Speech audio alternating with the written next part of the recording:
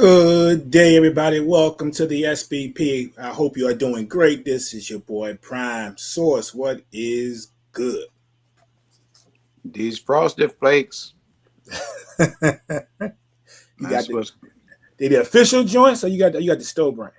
Come on, bro. You You going know official? we bougie around here. Bougie.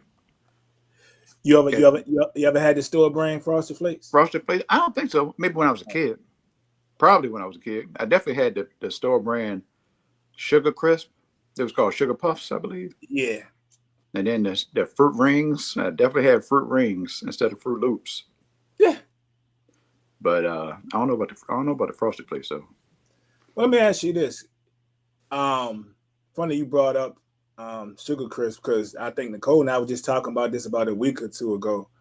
Now, to me, Sugar Crisp and Dig'em Smacks are pretty close to the same cereal. Pretty close. They're close enough. There's a small bit of a difference, but they're pretty close. I really wasn't I don't know if that's the question, but I really wasn't a Dig'em Smacks guy. Yeah. I don't know if I ever ate Dig'em Smacks, to be honest. Word. Yeah. There's a lot of Now, sugar puffs though. It's funny the times that I brought it up, because I'm always the different person that folks would always jump up and they would, oh, Dig'em Smacks. And I'm like, no, Really? Dig'em was cool. Dig'em was cool, but I roll with Sugar Bear. You know what I'm saying? Sugar Bear was my guy. Like Sugar Bear had the coolest commercials to me. You know what I'm saying? Like maybe that's what it was. Yeah, Dig'em Smack Joint was out. He jumping around and he's swinging through here and he jumped up and had a jump. I remember one joint he saved the kid, but Sugar Bear was cool. He did everything so smooth. You know what I'm saying? Even if he saved somebody, it was an anaconda or something, the kids in the boat, you know what I'm saying? He was real cool with it. And then they get to a bowl of cereal once the kid's safe. Like, Sugar Bear was just smooth, bro. So if Sugar Bear was cool, we ain't never see a Sugar Puff to compare to Sugar Bear. Does Sugar Bear like take on the role of mascot for Sugar Puffs too? Is that what we're doing, or we just mascotless? What it is? Hey yo, we were reffing a couple of years ago. My man, shout out to my man Mike Bland. We was in the hood. We was in the hood, in the West End. I forgot where we were, but we were just talking. Everybody was talking between games, and he was like, "Yo, so tell him about when we used to have the vegetables that didn't even have a brand name on it. It just said string beans, or it just said peas." Yo, that's terrible. Wild. It's terrible. That we all live the same life. We all live the same life. That is wild, man. Yeah, man. How you been since last week, man? Since last week's show. Last week's show was good, but I went back and rewatched it. That joint was crazy good, in my opinion. What was we talking about? I don't even remember. We was talking WNBA mostly. We talked WNBA mostly last week. We were getting ready for the draft. Yeah. Oh yeah. You know them always gonna be fire. You know cool. why? Because we've been on this. To all the newbies, first, hey, this is to all the people who have come out of nowhere and are now making content like they've been on the WNBA since any time before Caitlin Clark got there and Angel Reeves. Y'all need to relax. I mean, do what you want to do. Make your content. We can't gatekeep, but y'all got to stop acting like y'all been here for years and y'all just got here. Relax. Y'all talking real like, well, back in no, how would you know? You weren't there. You didn't care about women's sports. You didn't care about women's basketball. Now you care. And you want to act like you've been here. Don't do that. Yeah. Glad to have you. Thank you for being here. We appreciate you. Sure. They appreciate you. Thank you for helping that money grow. Even the racists. Thank you to the racists for creating an element where they had to pay this money. Because that's what it is. But, we're not going to do all that. We're going to just... it's going to be... I can't wait till we get to when we really get there. We're almost there, and we're gonna have some real good conversations, man. Because if you mentioned the racists, right? The racists, I'm sitting there laughing.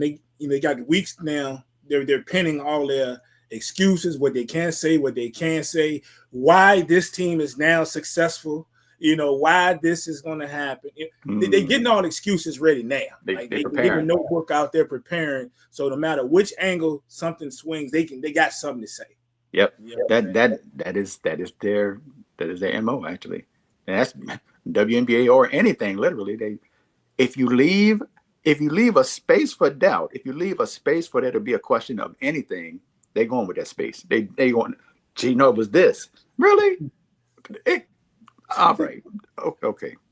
Yeah, but your question was, how have I been since the last show, bro? I don't even know. This week feels like a blur. I mean, the WNBA draft was just Monday, right? Mm-hmm. That joint seems like a month ago. Yeah. It seems like a month ago. So much is going on just with that. I think part of it is plus today, like I told you before, today is slam packed for me. I mean, I did a 3-hour Redman set on Friday for his birthday celebration of Redman. Salute, happy birthday to Redman. And this morning, I did an hour and a half and change of Guru, as today is the 16th anniversary of the passing of Guru. So rest in peace to Guru. And then tonight at 7 p.m., I got the whole 6-man entertainment crew coming through, the Bad Seed and the family. So it's going to be crazy. So I got so much going on. I feel like everything is a blur. It's a lot. I see you got a lot. Busy man. Little bit. Put some dollars on it, though. Got to put some dollars on it, golly. Where them dollars at? Where them dollars at, yes. I hear that. But good luck with everything, man. It's going to be jumping. I haven't had much popping off, man. I've been heavily embroiled in this basketball thing. I'm hyped, I'm hyped. I'm waiting for these people to I'm ready to get going. I'm just ready to get going. We almost there. Training camp's about to pop up. So my whole week, I just been in WNBA, man, like just going hard. And you did mention a lot of the folks that's popping up doing all this WNBA content, and Source is absolutely right. Now, there are a few that I actually enjoy, and I'm a little envious because some of them, of course, have teams that they root for that are in their city. So, and they go hard at it. So I don't care when they really started watching. I think most of the ones that I watch been probably watching for a while anyway, like way before this Caitlin stuff and Caitlin and Angel stuff. But I give a shout out to my girl Keita. Keita loves sports. If y'all haven't checked her content, I'm gonna shout her out. Shorty goes hard over on YouTube, man. I'm telling you, Keita. She gets busy, and she's on almost every day talking just women's sports. Period. Women's sports. Talking sports period, but she went hard during the even last year too in the NCAAs. She goes hard. She goes to the games, and she's got a crazy following. I've watched it grow, like from literally nothing to she's blown up. So I know them people helping paying for a lot of her trips for her and her mom to go to these games. So shout out to Keita. Angel, she's good. Cassie Chantel, I like Cassie Chantel. Cassie's dope. She always gives a great perspective. What I like about Cassie is, some folks come at her about some of her, things that she put out there, but she keeps it all love, and she has no problem explaining why she feels that way and why she made that comment. And Source, you in some of the groups that I'm in, and you probably in some groups that I'm not in, but you know how the WNBA fan base can be.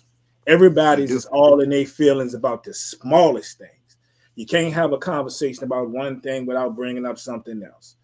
You can't make a comment on somebody's post that you disagree with, but you keeping it professional, but they ready to attack you.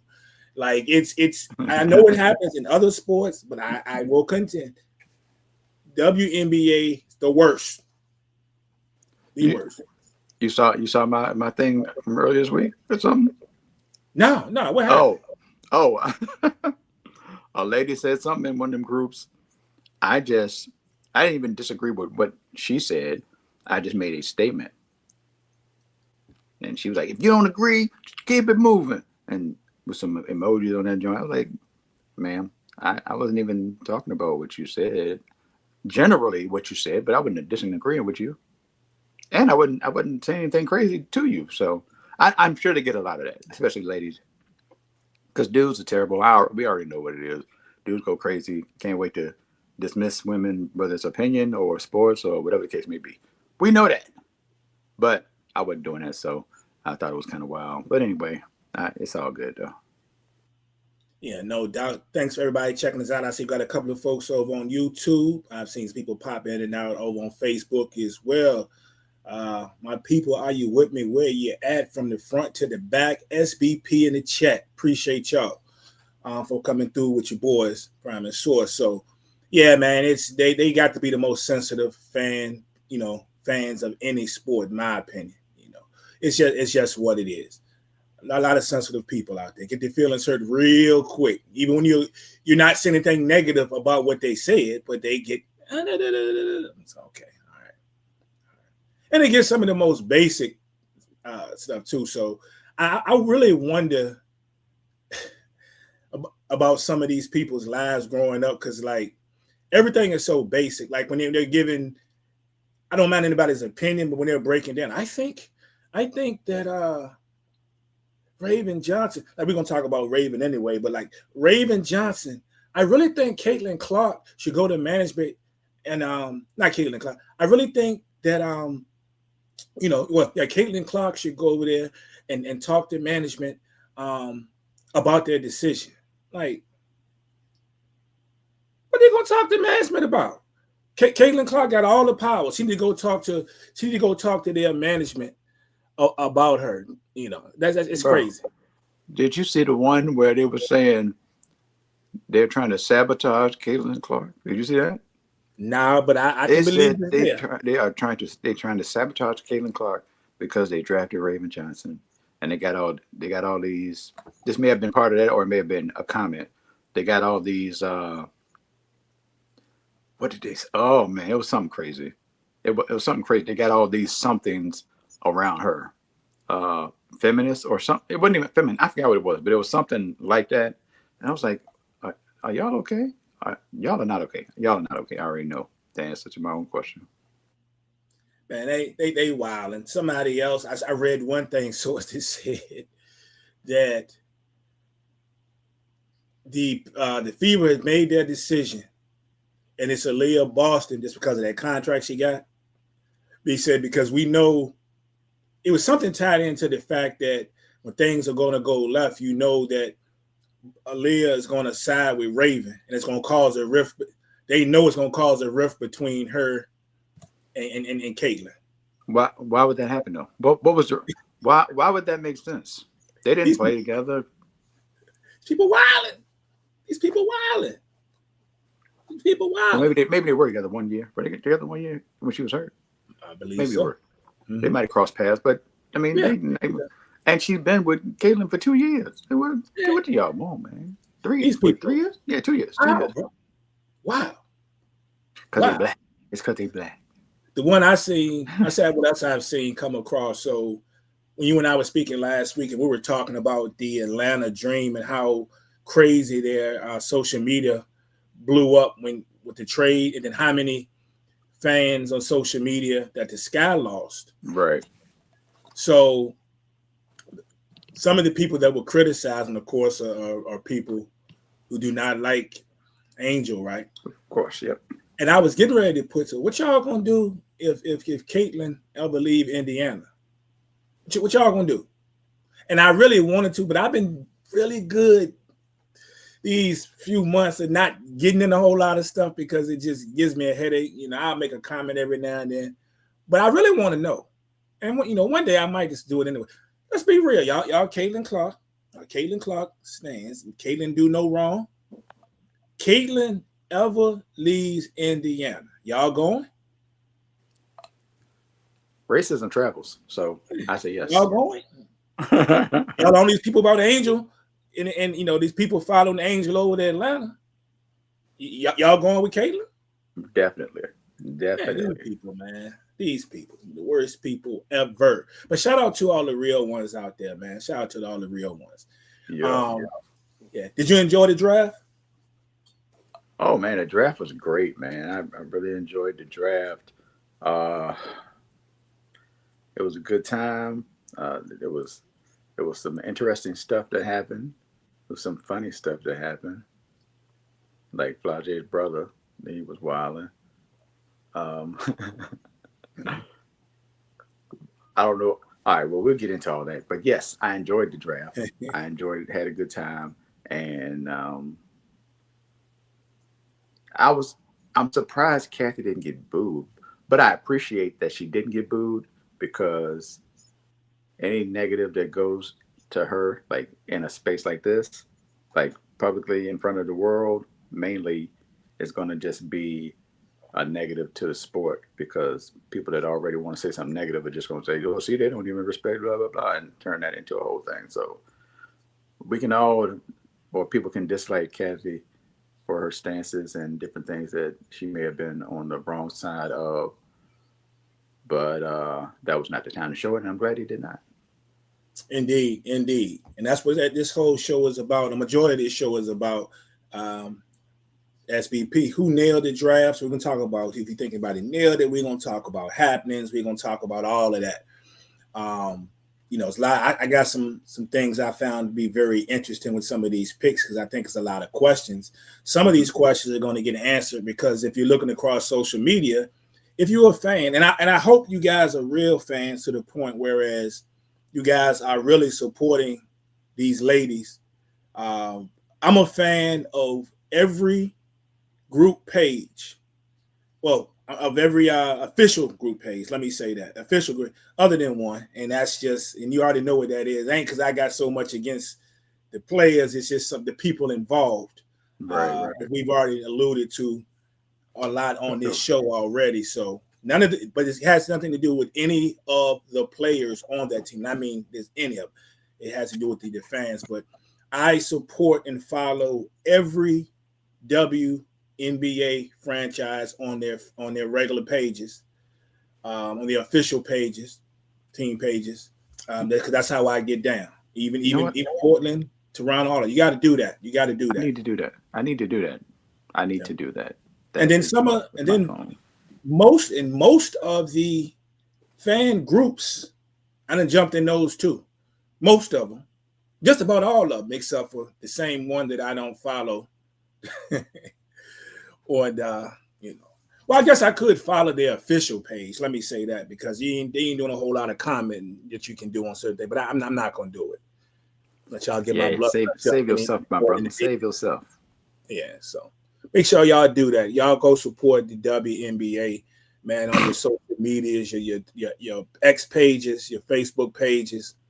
If they got an Instagram, but it's a happy time for all of them because just about every page I go to, somebody doing a TikTok dance. It's all love. I didn't seen Flau'jae out there getting love. I didn't seen Angel up there with they in there doing TikToks in the locker room already. Like it's a beautiful, beautiful thing. They got some things popping. Seen Kelsey Plum and them out in LA doing some stuff. It's all Yeah, love. man. All love, and we appreciate it. Going into what the 30th season of Yeah. the league, man. 30 years of the WNBA, which is crazy in itself. So it's a whole celebration. We got the celebration. We got more money. We just had the draft. Season about to start. Like we really had a good time for the New WNBA. teams. Yeah. We got new teams, announcement of Oh yeah, new new teams. teams. True that. True that. It's a beautiful People thing. moving around and signing deals in different spots. Like it's the 30th year, but this is brand new. It's a brand new world right here. It What is it? is. It What's is. that book? The Brave. It's a brave new world. It's Brave New World. brave Yeah. new world. Yes, indeed. And we ain't talking just Captain America. So um, it's gonna be all good, man. It's gonna be all good. Yeah, but the draft, man, I enjoyed the draft. I thought it was really good, especially the first round. Saw some things happen I didn't think were going to happen. Saw Mm. some things that I thought were going to happen that didn't happen or didn't happen until later. But of course, the obvious thing, the thing that's making the biggest buzz is not only the number one draft pick, Mm. but of course, this past week, people have different opinions on the media, when the media personality, the media member went in to ask Azzi, were her and Paige, were they still together? Were they sell an item? And then, of course, the Dallas Wings representative jumps in and say respectfully, you understand you have to ask why you want to ask it, but we're not going to answer at this time. And so, very interesting perspectives on both sides of the court, I guess I should say. And from both sides have some interesting comments from people that I respect that we see on TV, on social media. So I wasn't quick to jump to either side. I know my side. My side is still that I understand why they did it, right? I don't think, first of all, I don't think it's anybody's business. Now, granted, it's going to be out there, right?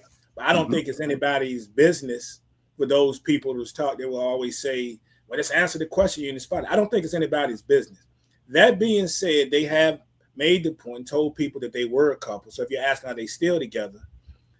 And she didn't want to answer it, or the organization didn't want her to answer it at that time, because this is, we're here, this media day, right? I understand that at that time. I understand it.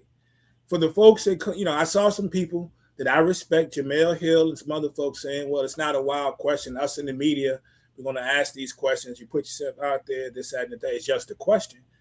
I respect that too. For me, it's kind of just the timing, right? At this point, we just getting in. She's just getting introduced. She's here.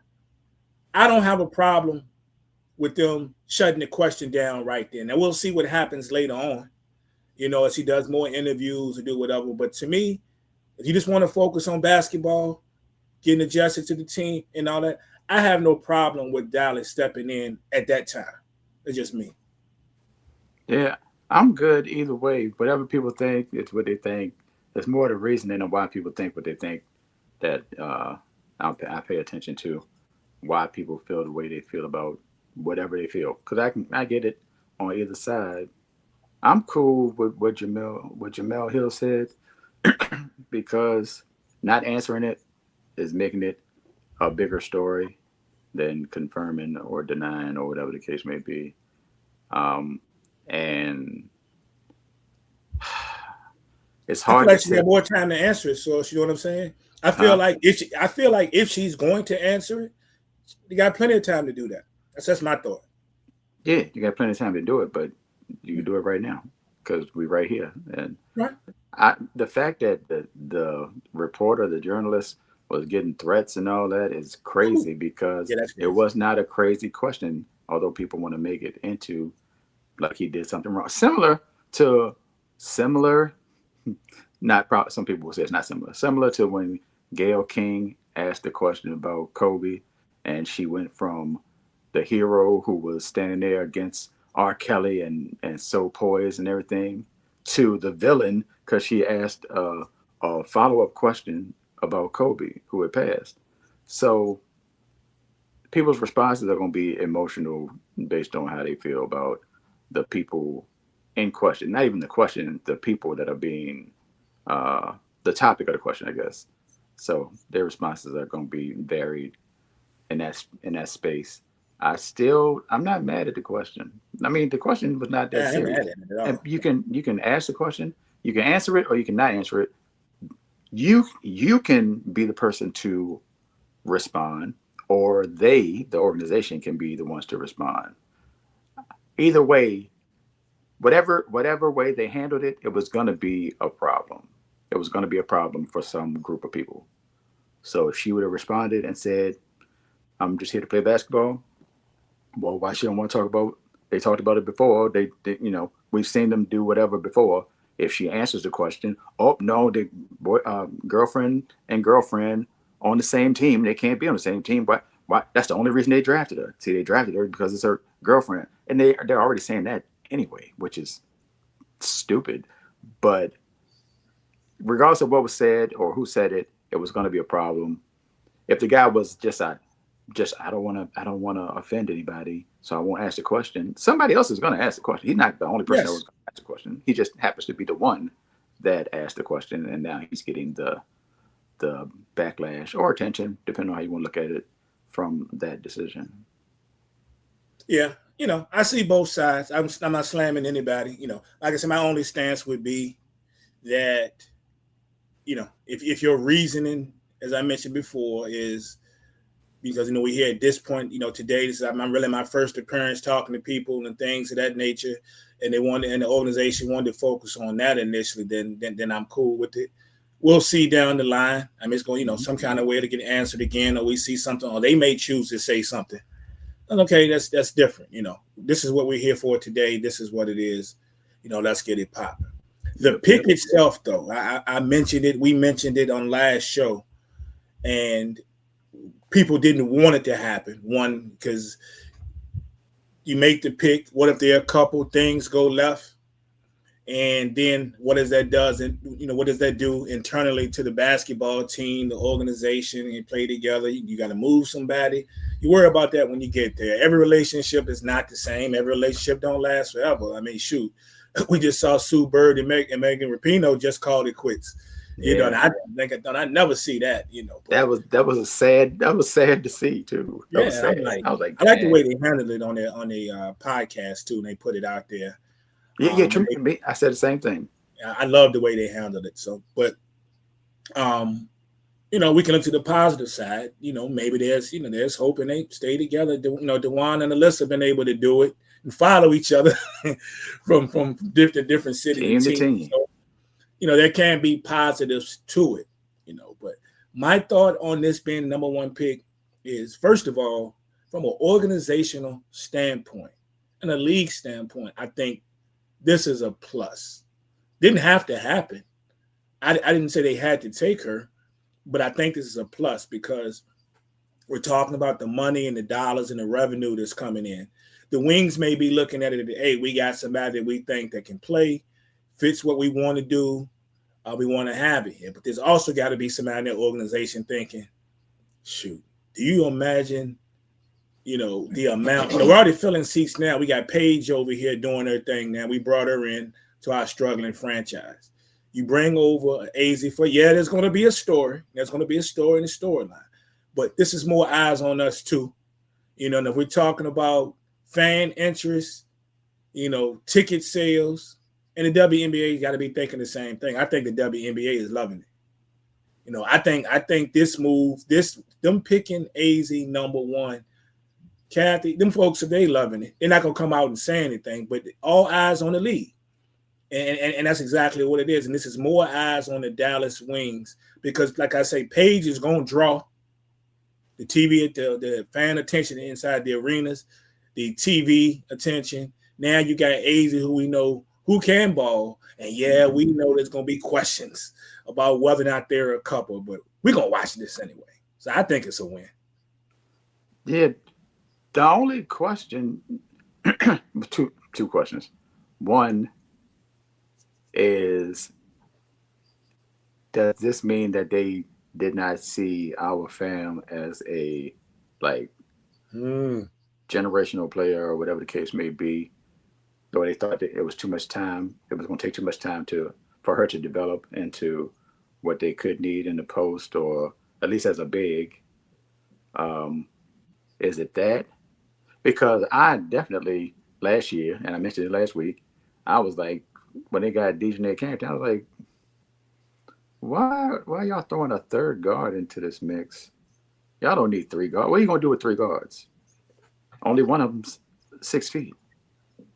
There's only one that's, considered taller for a guard. What are y'all going to do with these three? Come on, last year, right? Yeah, last year. Yeah, last year.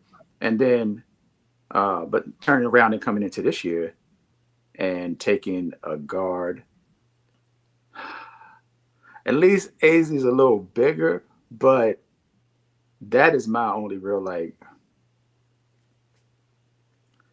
and the fact that, I should say our fam and Lauren Betts. Maybe they didn't see Lauren Betts as being transformational or anything. I think a lot of people felt that way. Yeah, right. So that would be a question for them. Plus, I got to see them getting up and down the floor. And I'm looking forward to Azzi being a part of that. Plus, I think this is gonna put Paige in a space to run that point. And Paige can play 1, 2, or 3. It don't even matter. She can play wherever you needed to play. Easy. But her at the 1, and then having two knockdown shooters. This is different than the Dejanay uh, addition. This is a different thing because if Paige is in control and those two are on wings, what you gonna do? That's the question. What are you going to do? Like, are you going to lag off Rike and Azzi? Because that's a problem. Are you going to let Paige go 1-on-1 with whoever and just do what she wants to do? Because that's a problem. Then you add in the fact that they got bigs in the off season in free agency. This team, I ain't gonna overhype it, but this team tough, bro. This team gonna be all right. This team I gonna be all right. agree. I wonder too. It probably made it easier for them to make that decision because you made a great point about if any of those bigs, did they see them as somebody that's going to, turn into one of those generational players, Right. One of those big time players, or the time it would take them to get there. And I wonder if those additions, as you just mentioned, of Alana Smith and Jessica Shepard, both at 6'4", help ease me. Yeah, we got a couple of bigs down there now. Yes, we're gonna go ahead and make this splash, get this media attention, this money, and get a girl that can also ball. Get it all in one, in one big ball there. So probably made the decision a little bit easy, and they was able to get those bigs. Agree. And that's more boards for more shots. Jessica Shepard doesn't need the ball. Mm-mm. I think Alana Smith, I don't think she has a problem scoring. Like she can get a bucket, but she don't need to put up 20. And you got these three, Bang, bang, bang, specifically bang. Rike and Azzi. Like, man, get that board, kick that joint right here for 3. I can't wait to watch these people. This is gonna be fun. Man, it is going to be outstanding. What I was thinking about, because I went straight to my calendar once it's happened while I was watching the draft. I almost did a live, honestly. Yeah. I almost did a live. I said, man, I don't care who, if it's one person or third. I said, I might have to do this first round on a live. I ended up, while I was watching it, ended up watching a couple of other ones I had pulled up on a couple of iPads. But, of course, I mentioned Keita. Keita loves sports. I watched Keita do her thing. She's fantastic. Has her little boards and everything up there. But yeah, man, it's going to be crazy. I looked at my calendar instantly when this move was made, and right when near the beginning of the season, on May 9th, the Fever and the Wings play. That's going to be crazy. So Saturday is a May 1 p.m. game. May 9th. Saturday, 1 p.m. game. When is week 1? When is the first game? May. Hold on. What is the first game? I'll look. Hey, look it up. Yeah. It's either their first or second game, I think, if I remember looking at it correctly. Because all of them got a couple of preseasons in there, and then opening day, May 8th, actually. Yeah. It's first weekend. Perfect. That's how you tip it off. Boy. Yeah, 1 p.m. on a Saturday, bro. Let me clear my schedule. I know you can't clear your schedule, Brian. Well, I'll be able to watch it. You forgot. I'm gonna be good. If it's regular TV, I work in a place with 1 billion TVs. All right. You do. if it's cable, I'm good. If it was ESPN or something, I got all the ESPN apps. I'm good. You know what I'm saying? If it happens to be a WNBA league pass, I don't care that their price went up. I do that too. So I'm good. It did go up this year as expected. I think it's like $40 this year. I'm not tripping. I think it's like $40, I believe. Oh, okay. It's one of them joints that when I be pinching pennies and I ain't gonna spend this and I'm getting back, I'm gonna make sure, if nothing else, for my enjoyment, if I can't go out here and act the fool in the streets because I ain't got no money, at least I can watch basketball. You feel me? Yeah, for sure. So yeah. So I'm I think we're probably about a week or so away, week or two away from all of you folks that always have it yearly on your automatic. They about to take your money. So I'm just gonna let you know right. They about to get your money out your account. But yeah, man, I ain't worried about that at all. If it happens to be on a streaming service, I'm prepared. I'm good. I'm not worried about that. I'm gonna be honest with you. I legitimately thought about. I know it's a 1:00 game. Taking the day off, and maybe I can just go sit somewhere and watch it. Just love. But I'm not going to do it only because the week before, I'm taking the Sunday before, then Saturday before, then I'm taking a day or half a day at least to hit up a free comic book day. So but I'm good. I'm good. So, but that's about to go down May 9th, Fever and Wings. Bro, you know that's only 3 weeks away. Yeah, we here. I told you they're getting ready to play. They're getting ready to play some of the preseason joints now. So you're going to see a lot of the rookies already in the mix. I hate preseason so much. Of all sports, I hate preseason sports. Yeah. I guess it's necessary, but I hate it because it's a false start to I believe they meet in the preseason too, but that's nothing because some players ain't going to play. Yeah. You're trying to figure out the training camp who's going. You got people in training camp who's not going to make the roster. You got some people that are already on the team that may not, per se, be the starters, whatever, that are going to play. They either playing because they need bodies out there, or then someone might be playing for a spot. But yeah, I can't wait to see these starting lineups. God. Yeah. So, but they interested with this Azzi pick and the Dallas Wings. It does bring up some questions for me. First up, it's not even a question. One thing I love to see was a signing of Odyssey Sims, because Odyssey just seems to be jumping around, but when she gets somewhere, she's mad effective. So I'm hoping for Odyssey Sims that this is going to be a sticking point for the season, right? She can give them a definite spot coming in off the bench. It can start at any time for them if they have some type of injuries, anything like that. The one question I have, though, what does this mean for Azzi James? I mean, she's young though. She's young, so she don't. Yeah, that's a lot of guards, bro. That's fine. But somebody gonna have to play that small forward. Yeah, somebody I'm just hoping it's something positive. This is not something. And if something does come up with her, then I think she showed enough that she hoping she'd be somewhere. Oh no, I'm just thinking. I'm looking at this thing and I'm like, yo, Azzi James. Like, what does this do to her playing time? And they got another guard. What's the girl's name? Now playing time, that's one thing. Amy, was it Akonyo? What is her? Let me look it up. Playing time is one thing, but Azzi, that's my thing. I think I'm more shooting for the playing time aspect. Yeah, because she's gonna have a spot in the league like that, especially now it's 15 teams. And remember when it was 12, just 2 years ago? It was 12 teams, 144 spots. That's it. Yeah. Now you add another 36, and she is definitely gonna have a spot on the team, and she'll be fine. She'll be fine. Yeah. Worst case, she plays less this season, but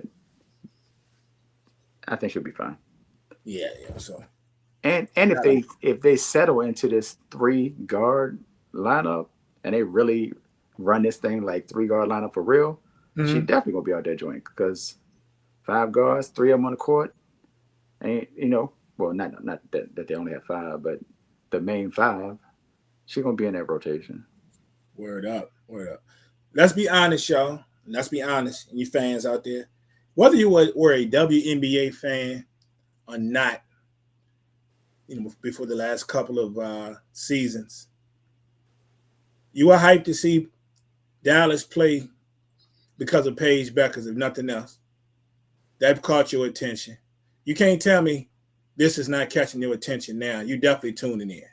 You definitely tuning in when they own it. You definitely tuning in the big games when the matchups. You tuning in.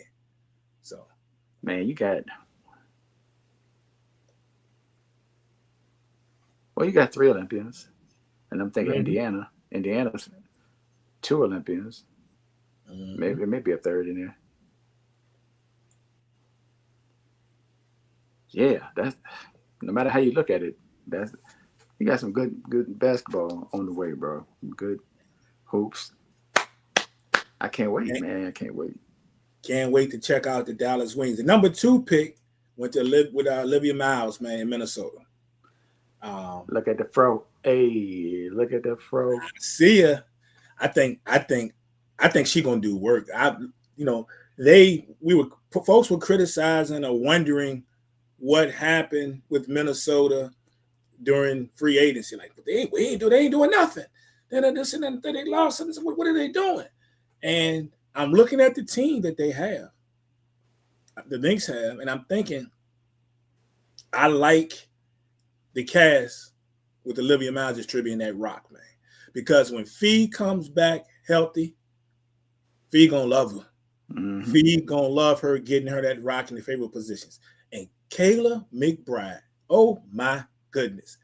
Can you imagine Olivia drawing all this attention, going to the basket and hitting Kayla with the no look, and she's sitting out there by that line? I'm telling you, Kayla McBride now has a chance to challenge whatever season was her best season in the WNBA. She might have a chance to challenge that because she's going to be getting so many looks, dog. Kayla McBride about to show y'all why she is a problem when she's on fire. And it's mainly because of this move right here. Yeah. With Minnesota having their first true point guard since Lindsay Whalen, right? Yep. That's what I heard. I mean, but it's true though, because it is. Court ain't no like point guard for real. They asked her to handle the ball, but she's really not a point. No. Kayla ain't a point. They just took on that role because they didn't have a point, which is dope for them to do. But I'm sure both of them will be much happier playing off the ball and getting those open looks that they about to get, because they about to see, especially at the beginning with Fee not being there. Oh, they about to fire that thing up. Whew. It's gonna be in there.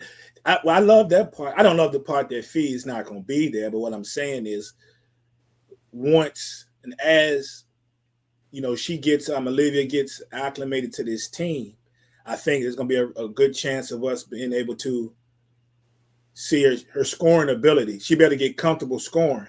So that way, when Fee gets there, she's already comfortable, and not that they're going to ask her to be that scorer every night, but it's going to, she'll be able to work on her WNBA game and show that she can do it. And I know she can score in the league. Getting to the basket, if nothing else, she's going to get to the line. And that's her thing. But she's going to be so much fun to watch, bro. Yeah, man. No looks. Off the chain. McBuckets, get ready. I remember folks were talking last year. Now, she went number 2. I remember in some people's eyes, they thought that she may challenge Paige last year for number 1. This depends on who you ask. But I thought about it, so I went back and looked just to make sure. And it would have been interesting. I still think that the Wings probably go Paige. But if you go back and look at the top 5, let's say the top 6 picks. So she goes 2 this year, but last year was Paige. Then the Storm had the pick from the Sparks. So they took Malonga. Yep. Mystics, who had a heavy first 6, they went with Sonia Citron. Yeah. That would have been an interesting one for me because I love Sonia Citron. First of all, I love her. I'm glad she went as high as she went.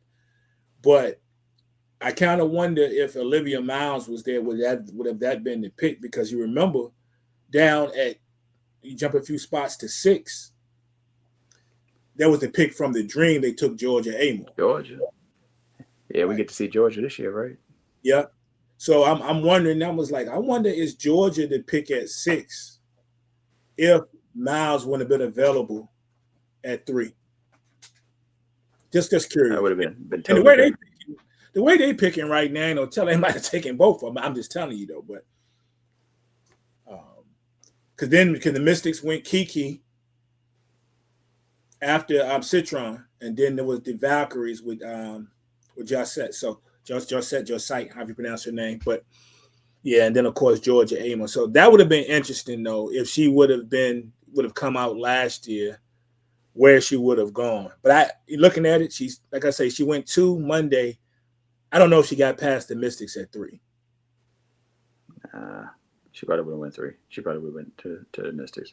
But it's all good. They good. They got their guards, and Minnesota has their point guard, Junior.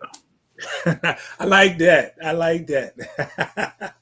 That's the new one for this show. That's the point guard, Junior, right there. Yeah. All right. Then what do we have? Of course, we mentioned our fam, Theon. She ended up in Seattle, of course, at number 3. Let's see if she turns into the phenom that folks think that she can be. I don't know if she will or not. I was high on Dom last year, and we got to see a lot of that hype toward midway through the season when she started to get her legs up under, like, oh, this girl might really be something. So, Dom about to be crazy. Dom was about to be. You remember what I said last year? I'm telling you, I'm a big that can do it all. And I don't know if that's the standard that we're going to hold fam to, but I mean, top international player in the draft. She got the height. That's a tall squad, bro. That's it. She that length, bro. 6'6". Yeah, Azzi is 6'4". Dom is 6'6". They got Dolson too. Will give you some quality minutes at 6'5". That's towers, bro. They in 2 years they are going to be it might not take 2 years. It might not take 2 years. They're gonna be a problem just because their bigs can get up and down the floor, and they're bigger. Yeah, they're bigger. They move their feet, man. I'm telling you. Who went to Seattle? Who went to Seattle guard wise? In free agency. In free agency, they got shoot. I'm drawing a blank. We were just talking about it last week. I'm drawing a blank. Who the other? Me too. Guard. I'm drawing a blank. But whoever it is going to have a chance. I was just thinking about it. To run free with them bigs. Oh, they're gonna have a ball. I'm telling you. I'm gonna say a year now. I'm gonna say a year. In a year, Seattle gonna be a problem. They're gonna be a huge problem, man. But you got Natisha Hardiman. You got Hardiman there. Yeah, somebody else though. Yeah, it's not hitting me. I'm trying to see if I can pull it out. It's not Renaya because she's probably gonna be struggling. It'll come before the show is over. She's not showing up on the right, but it was somebody else that went there. But as far as ballers, they got some other guards there, but somebody else did go there. But yeah, man, they're gonna be fun. They are definitely going to be fun to watch. I'm looking at it. They got a couple of other guards that kind of been journeyman guards on there that I'm wondering. Maybe it's the one we're gonna talk about in a second. That I was thinking about. It might be who else? Might be. Could be.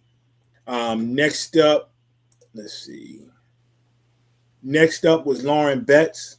Went to the Mystics. We were just talking about the Mystics. The Mystics have had a very interesting couple of years drafting, bro.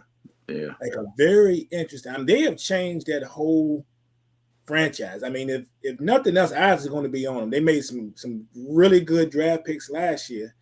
They get Lauren Betts, who a lot of people thought may go within the first couple of picks.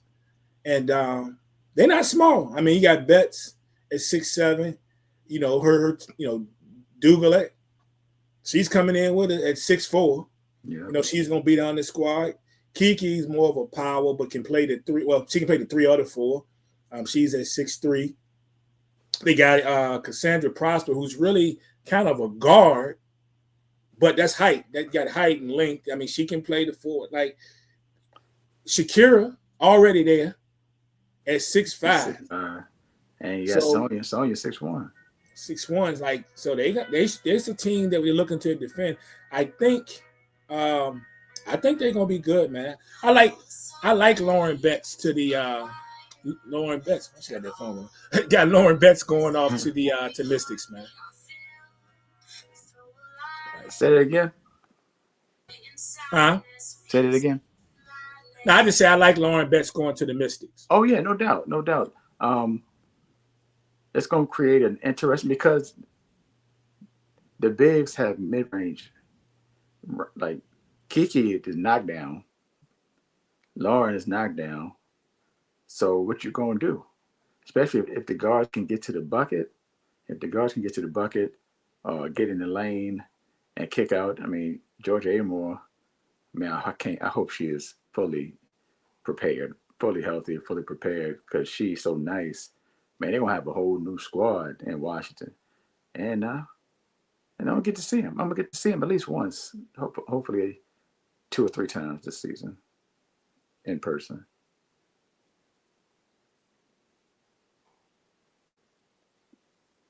Can't hear you. You see the funny thing about with Betts being drafted by them that they also signed Michaela Onyenwere, I think is how you pronounce her name. Yeah, her coach. Which was her coach. I love that trend. A lot of these WNBA players actually going back and working and coaching on the college ranks. But yeah, so Michaela just signed a $1.4 million multi-year deal. Mm-hmm. So then when she went from coach to teammate. Right. Yeah. You know what I thought was crazy about that? And shout out to all the women still doing their things, former WNBA players. Did you see who Michaela's agent was or is? I didn't. Tisha Penicheiro. Really? I didn't know Tisha was an agent. ODU, Fame, Sacramento, Monarchs, all that. So yeah, she's got. I remember looking for somebody else she represents. I don't even remember who it was, but I remember this months ago I was looking at something. She represents a few players in the league, but I remember when I was looking in, she had like at least like 30 clients, man, all together. Wow. Yeah, so Tisha out here doing her thing, man. But that is Michaela's agent. Dope. Yeah, so next up, one that I really love, and we gotta talk about this franchise. Number 5 was Jaquez. Gabriela Jaquez went to the Sky. Yeah. So Coach Tyler Marsh, which a lot of people don't in Chicago, ready for him to go.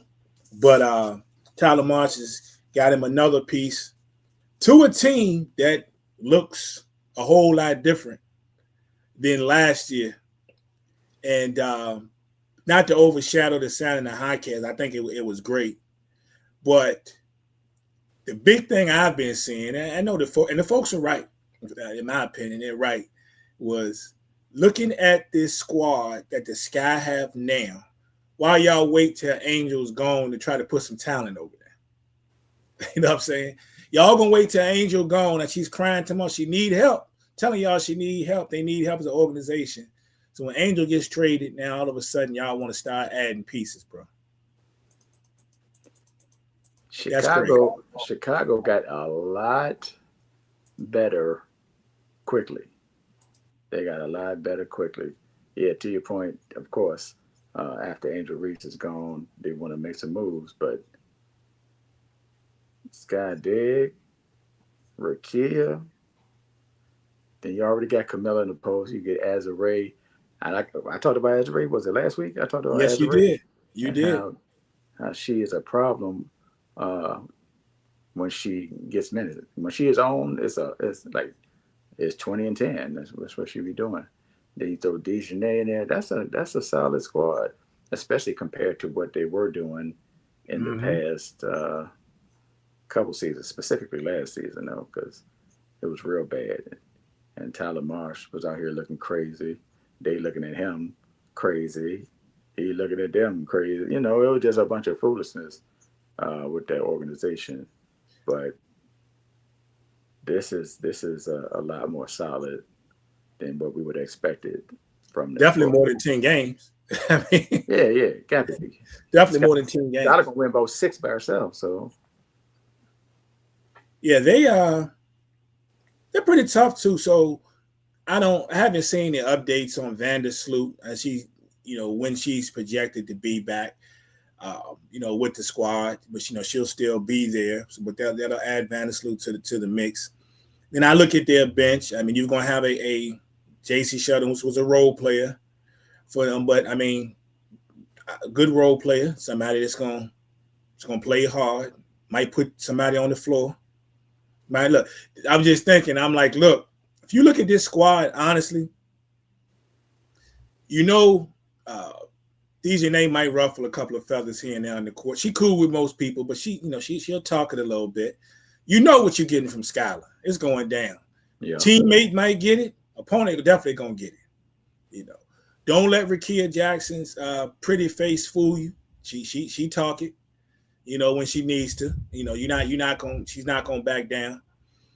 JC Sheldon, like they got a squad that don't mind getting a few faces. So if you're looking for toughness, this is a squad. My girl Rachel Banham, she'll talk it a little bit. She does more about putting the buckets up when they ask her to. So this is a totally different squad. I kind of feel like that they held on to Tyler Marsh. That the GM was willing to make all these moves that he's making now. I kind of feel like Tyler Marsh got to perform this year. I'm not saying they got to win a title, but I think he has to perform this year because all the all the heat that the organization took during last season, during this season, I kind of feel like the coach is going to have to be next.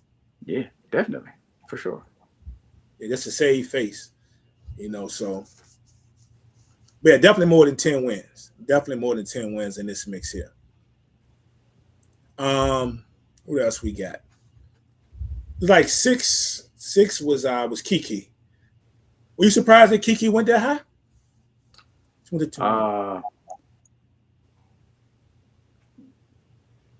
Yeah, nah.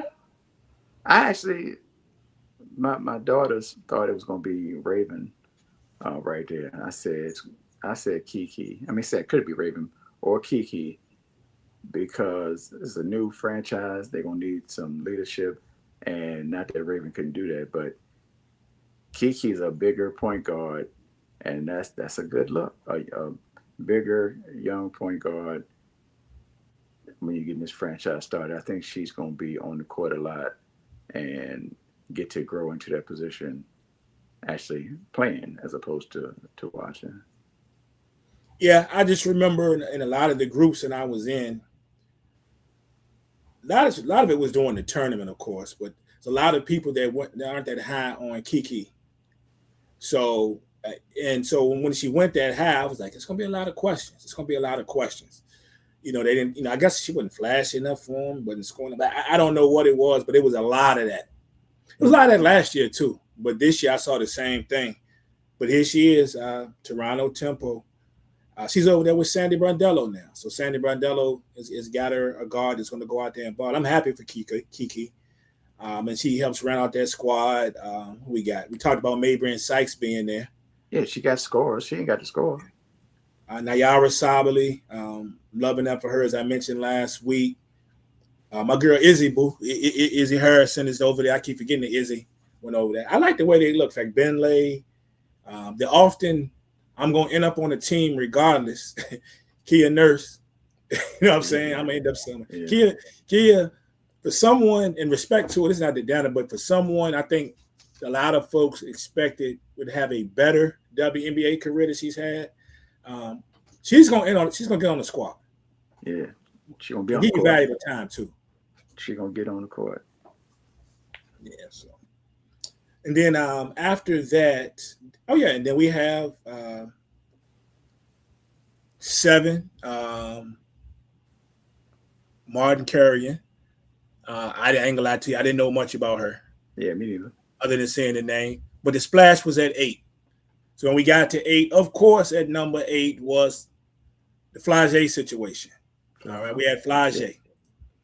Flau'jae came in, drafted by Golden State, and I was like, "Yo, I'm loving this. She's going to Golden State. This is going to be crazy." I'm sitting there thinking about, man, she gonna ball. The marketing gonna be crazy. Got Flau'jae in the Bay, got Flau'jae. We got all this. It's about to go Yeah. down. That's what I'm thinking. I'm sitting here making up names, dog. Writing all this, writing all this down. I'm gonna refer to her on the show. I'm gonna do all this. Only for us found out later that she got traded to Seattle. Yeah. I had to throw that piece of paper away. Hey, look, I even said I gotta check their schedule because I'm gonna be in Sacramento in July. Let me see if they're playing at home because that's about an hour away. Let me see if they're playing at home while I'm there. Yeah, that would have Flau'jae would have been dope. Man, that'd have been dope. Her cutting a promo joint or cutting a record with E40. Like this joint might have been crazy, man. I'm telling you. That joint would have been crazy. Now she got to find Sir Mix-a-Lot. She out there where it rain all the time. She got to do Baby Got Back. Yeah. So it was a lot of people like myself initially that didn't get. I mean, trades happen all the time, B. You know what I'm saying? Like every day. Right. But B. the logistics and the specifics of exactly what went down. And I ended up explaining that on the TikTok post. I didn't expect it to go down the way it did. That thing just blew up. I made the post, walked away from the post. I don't think I checked the post for like 2 days. Next thing I know, it had already been viewed at that time by like 12,000 people at the time. I'm like, what in the world? Is it that serious? And I saw some of the comments, thank you for explaining and all this. And, for those that don't know, just the short of it was basically Golden State and Seattle had already talked about a deal pre-draft possibility, just in case when Golden State picked the player or players that they wanted that were on their draft cards weren't available. So what happened was when that came to fruition, whoever they wanted, we have no idea who those players were. They contacted Seattle. Hey, remember that deal we talked about pre-draft? Can we go ahead and make it happen? Seattle agreed. So Golden State kind of wanted to move back at that point. Seattle was like, okay, we're going to make it happen. We like Flau'jae. She was going to be gone by the time we pick. You take Flau'jae for us, and we'll take the player that you want us to pick. Basically what happened. So Golden State drafted Flau'jae for Seattle. And, of course, when it was Seattle's turn to pick, they took Marta Suarez for them, who they liked her. Evidently, they liked her, but didn't see her as high as a top 10 pick, which is understandable. Fair. Yeah, so that's how that worked out there. Flau'jae, though. Flau'jae, we talked about Heineman, Heineman and Sykes there. They got a team. They got a team. They got a team that we ought to be able to win some games. Let me say that. There's a lot of guards on that team, though. So we talk about the often travel group or players that we don't like Zaya Cook. Zaya Cook is always trying to stick on the squad. Hopefully she can still have a home here and she'll be able to stick with this team. But like I said, it's a lot of guards. Lexi Brown, I feel bad for Lexi Brown, which I've always liked, but I kind of think that injuries and illness have kind of derailed her path for sure to having a little more success in the league. Then you've got Melbourne. You got even when Renaya Davis. I don't know how this spells for Renaya Davis either, but she can play guard and forward. So there'll be a lot of guards out there in Seattle. Yeah. I think it's gonna be a rough season for Seattle, but I think they'll be all right in a season. I think they'll be all right in a season. They're gonna need a point guard. Hydeman gonna be cool. They're gonna need a point guard, and I think Chicago looked bad last Sunday. Like it looked like Chicago was gonna be bad, but they look better than Seattle to me. Seattle looked kind of crazy. We talked about it actually. We talked about that. Yeah, they drafted Taylor. Was it Taylor Mayer? I believe. I know she's the girl from Duke. She played real well for Carol Lawson on there too. So they got, but she can play a couple of positions. But It's going to be interesting time in Seattle. I think they can win some games. It might be a little rough though, as you mentioned, but I think they can win some games Yeah, out there. I don't So know. that training camp is going to be crazy. I think when I saw the official training camp roster that they were listing, there are some teams that have. I haven't ever looked into how many players you can carry on a training camp roster or how many Mm-hmm. a certain number that you have to have. But the list I saw for them and a couple other teams is pretty big of players they have signed. There's some teams that have a lot less than what they have, and some of the other teams have signed on their actual training camp roster. So, You know, they probably have a lot of open spots. They probably have a lot of questions. yeah. And may the best man win, that best woman win in those particular cases. A lot of squads got like 7, 8 that's pretty much locked.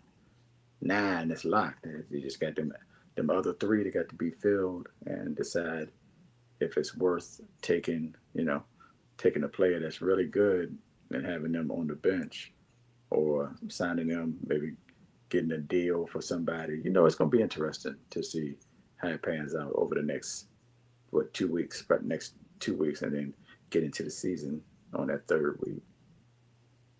And we mentioned Dougal went to the Mystics as well at 9. And then the big one, of course, Raven Johnson goes in at number 10. And dog, when I saw this, I'm sitting there like, I don't know. It's the laugh, feel bad. I don't know, because like of all squads, of all teams, of all places, that fan base, yeah, I said it. Raven Johnson to end up in Indiana is one of the craziest things I've seen in my sports watching life. Crazy There's story. 15 teams in the league, less than 7% chance of her going to this particular squad, and she ends up with this particular squad.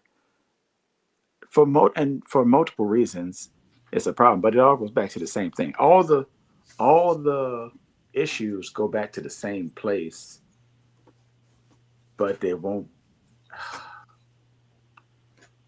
be accepted the same. They won't be accepted the same. But you go ahead, Prof. Say what you're gonna say, because I might, Now it's some turmoil though. Like I hate to keep harping on the fan base, but I've been pointed in the direction. Not really pointed. I'm just reading some of the comments from some of the WNBA groups. So even though I don't join all of the pages, I peek every now and then, and there's some disgusting discussions like on this, some comments that Indiana Fever fans have made. This is what's crazy to me.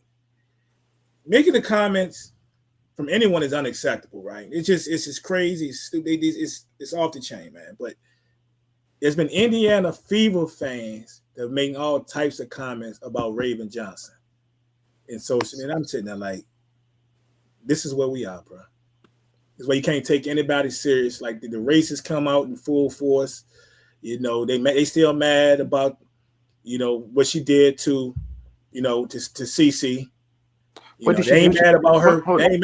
They ain't mad about CC waving her off, but they mad about the lockdown. when she put Raven on that lockdown. I mean, Raven put her on a lockdown. What was she? 3 for 11, 27% from the field, locked her up. It's just crazy, man. All right. What you want me to do, Prime? You know what? This your show, man. It's your show. Say what you want to say. Here's the thing. If we go back to the beginning of this controversy, anybody who plays basketball knows that you can't act like the wave off was on some this is regular basketball type action. That joint was crazy. You have never seen someone do that in a professional or a collegiate like basketball game to an opponent. Whether you think she can shoot or not, whether you thought she was going to be a good shooter or not, the wave off was crazy. It was trash. Like, to me, it was trash. people tried to sell that as, oh, that's just competitive. No, it's not. You know it's not, because you've never seen anybody do anything like that. That was crazy. But they're gonna sell it as what they want to sell it as. If it was done the other way around, I mean, it wouldn't be, obviously, because Caitlin was a knockdown, is a knockdown shooter.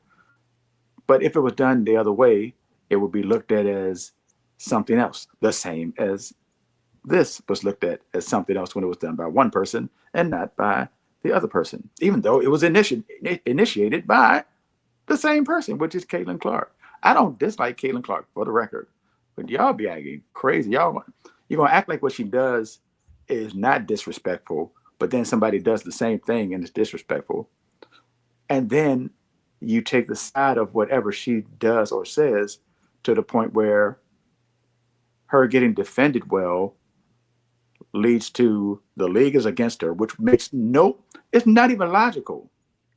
Why would the league be against her if she's so great and if she's going to be the cash cow and if she's got all these people behind her?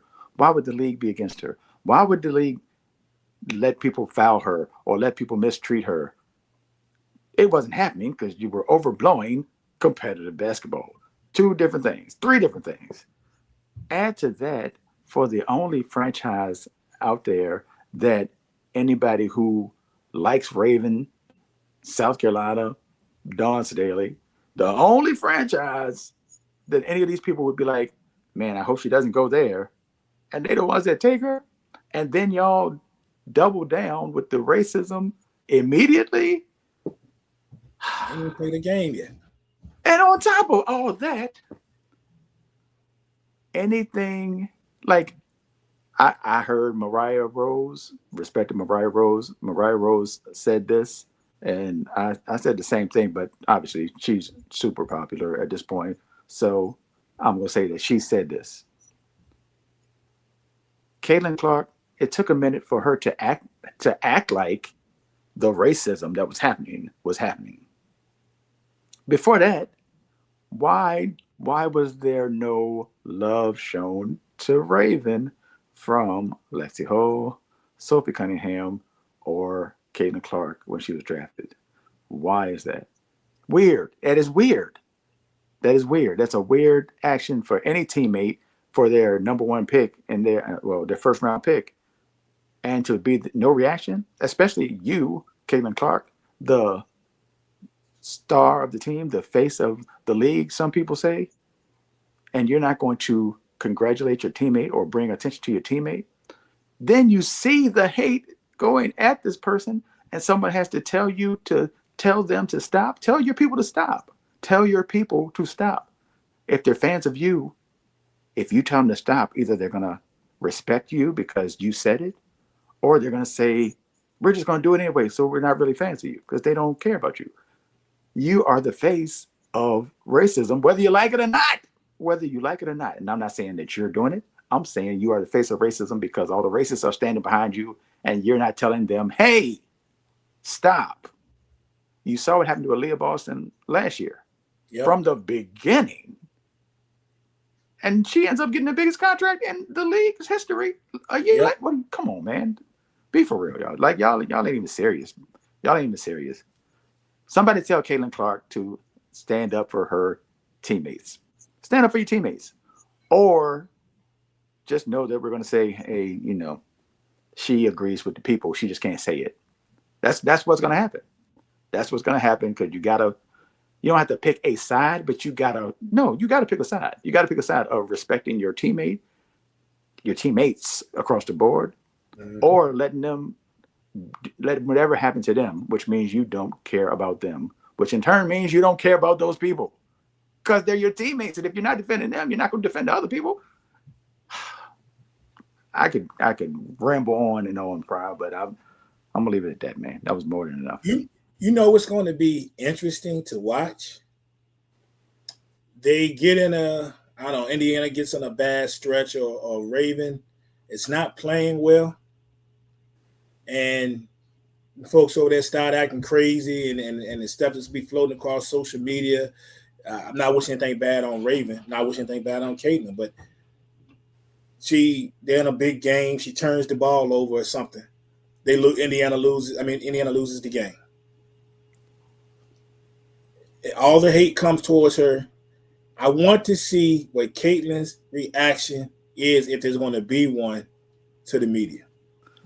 You ain't gonna have to wait for that, Prime. You're gonna see it as soon as it happens. Because if something like that happens, they're gonna pan to Caitlyn, and she's gonna make that face that she makes when anybody does anything that is not up to her perfect standard. Turnover, create, leader in history. It's going to be that. It's going to be automatic, and that's going to trigger the people who are already on that. They're already on that. That's going to trigger them even more to do the same thing that they do, especially when it's not checked. And even if it is checked once, you're gonna have to keep doing it, because guess what? They're gonna keep doing it. So you're gonna have to keep saying the same thing. You can't just say, leave my teammate alone one time and it's all good. No, you got to keep saying it. You got to keep saying it. So say something. I'm giving up on you. Indeed, indeed. Hope it works out for Raven. A lot of guards on that team, but not all of them are point guards either. So um, I What better hope point guard to have though, Prime? What better point guard to have than a defensive dog? If you're not gonna play defense, we got a defensive dog behind you that if we need somebody to come in and try to lock somebody down, throw her out there. That works. Like everything Raven is perfect for this team. It's perfect for the team itself. she comes Except in, it's in my Raven. opinion, she comes in as the best defensive guard on the roster. Yeah. Yeah. All rip. Off Yeah. rip. So I hope Stephanie White makes it a point to. I know it could be a little bit of a curve, a learning curve, but I hope Stephanie White makes it a point to just put her in there right away. I Hmm. do. I think that it would serve her well. I think it would serve the team well, the organization. I think it would just be a good thing. I don't know how much, especially she's going to definitely have to learn. But Raven is one of those people you're going to have to just put her out there. She defends well. She's going to get out here with, a game that moves a little bit faster. She needs to be able to get into that right away. You know what I'm saying? Stephanie White is married or with Lisa Lisa Salter. Salters, right? Yeah, yeah, Yeah, yeah, yeah. That's a good that in this situation, that is a good uh gauge to have by your side. it is. Because Lisa Salters is gonna be like, look, you see this? This is this. You see, like if Stephanie White doesn't know it internally or intrinsically, then Lisa Salters, who I mean, they all women see it in life. They see the Mm-hmm. same sort of thing. So you would think it would be easier to see in other uh, dynamics. But some people act like they don't. But if Stephanie White doesn't see it, Lisa Salters gonna see it, and she gonna say it. This is how they treat me. That blah blah blah. This is how they treat me on the sideline when I'm with this. This is how they talk. All that is gonna be represented by Lisa Salters and her relationship and her field. Yeah, the Ravens. I'm talking about Raven. The the Fever GM talked about Raven, and her comments were, that they felt they were surprised that she was there, and I don't know if she really believed this or not, but or she was just trying to make everything sound good, for the organization. But her name is Amber Cox. She says Raven is somebody that we thought would go in the top 4 or 5. Hmm. So she's at least making it sound like they value her. We'll see. We'll see. Mm. I One thing I am happy about those source. I'm happy, and I'm really glad that Ravens stuck another year, Yeah, because no doubt. we were talking about Kiki earlier. People still questioning Kiki. I don't know if Raven before this year gets drafted in the first round. Yeah, her game.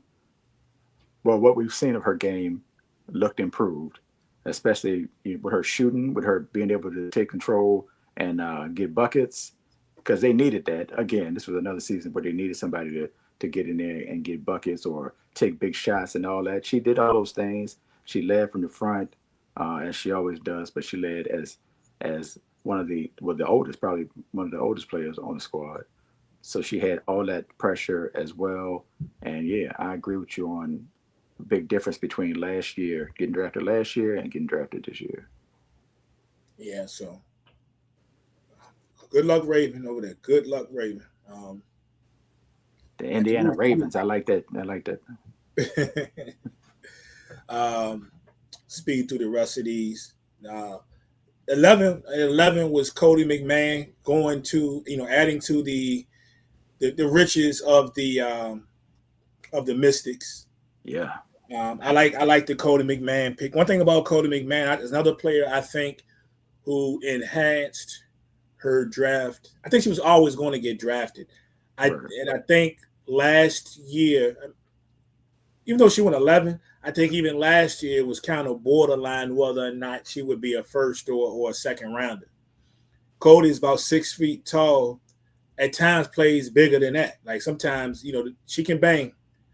She can bang down low with a lot of players if need be. She can play out there on the wing as well. And then you talk about toughness.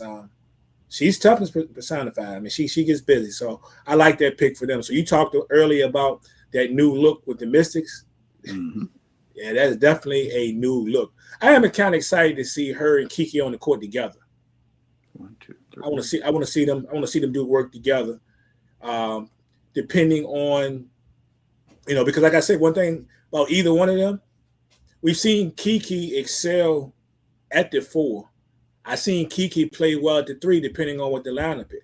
I can see a lineup with them at the 3 and the 4 on the floor together. I think a lot of good things can happen right there. Yeah, it's a tough squad, man, because you got, I mean, if you just take the 3 draft picks, you take the 3 from last year, that's 6 players right there. That's half the squad. Yeah. It's crazy. Then you have Shakira in there. That's 7. Crazy. Yeah. Going to watch a lot of Mystics basketball. Yeah. Next few, Olcott. I think Medina, she wasn't able to come back to South Carolina, but I think she ended up in the perfect spot. I think. Oh, hold on. Okay. Are you still talking about her? Yep. Okay, go ahead.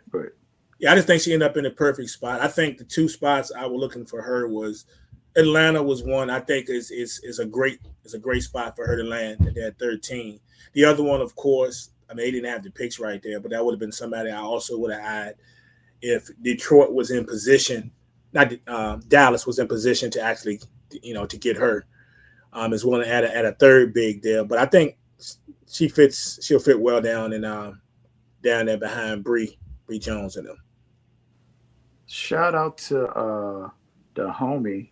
So one of the when I used to ref collegiate when I used to ref co-ed flag football, there was a young lady named Dominique, super athletic. Her boyfriend at the time, which is now her husband, I believe, is Ronnie Gundo, and Okay. he's from Kenya. I think he played on the national team basketball for Kenya, and he was at the draft at the table, Wolcott last week.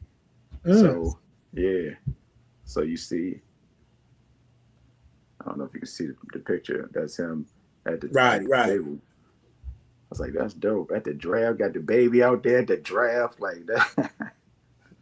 So shout out to them. That's everything comes back to the 804 prime. Some kind of way, the 804 is connected. All connected. They say on the wire. Yeah, right. I get that stuck like glue. So shout out to Ronnie and shout out to Dom. All right, and around out the first round, of course, I mentioned Taylor Mayer earlier when we were talking about Seattle out of Duke, and then Neepkins, another UCLA product, ended up in Connecticut. The only other thing I got draft wise is a couple of notables. So Suarez went at the top of the second round. We talked about that whole swap situation between Golden State and Seattle. Mm-hmm. The one thing a lot of people were surprised for was Tania Lasson dropping to the second round, and we kind of alluded to a few things last week about how people felt about her and she wasn't as good and blah blah. This one wasn't what I expected. Well, she went to a squad that was immensely talented. The style was different. Um, you know, and that probably has something to do with it. And I think too, when you get towards the end of the first round, sometimes could have been need as well. Right. You could have been need as well. Especially if you look at Atlanta, Atlanta didn't really need another guard and all that. So, but I do think we question a lot of whether or not the second round is going to make the team. I think out of all the second rounders, she has the best shot of being around, and I think she went to the perfect squad. Why not LA? Why not LA? I think LA is a perfect spot the way they're constructed for Tanaya Latson. Yeah. Especially with somebody like Kelsey Plum in there, Yeah, who was dominant with the ball and getting buckets. If Latson was able to come off the bench in a similar role or position, just come in to get buckets, if if that is something that she's able to do at that level, because it's a new level. Everybody's got to adjust, and if you're mainly a scorer, then we have to see if you can do the same thing on a new level. That's what this is. yeah, So if she's able to do that, that would be a perfect spot for her. indeed, indeed. Other quick notables for me in the second round, I just give a shout out to Janiyah Barker. She went um, to the Aces. Now, this is another player, Janiyah Barker. We saw her jump around in college. Started at Texas A&M, went to UCLA. I wonder what she's thinking about. Man, I probably should have stayed, but went to Right. UCLA. Ended last season with a little bit of turmoil with the lady involved. Not so much with her, even though I think she was involved in one incident. But she got taken by the Aces. This is another one.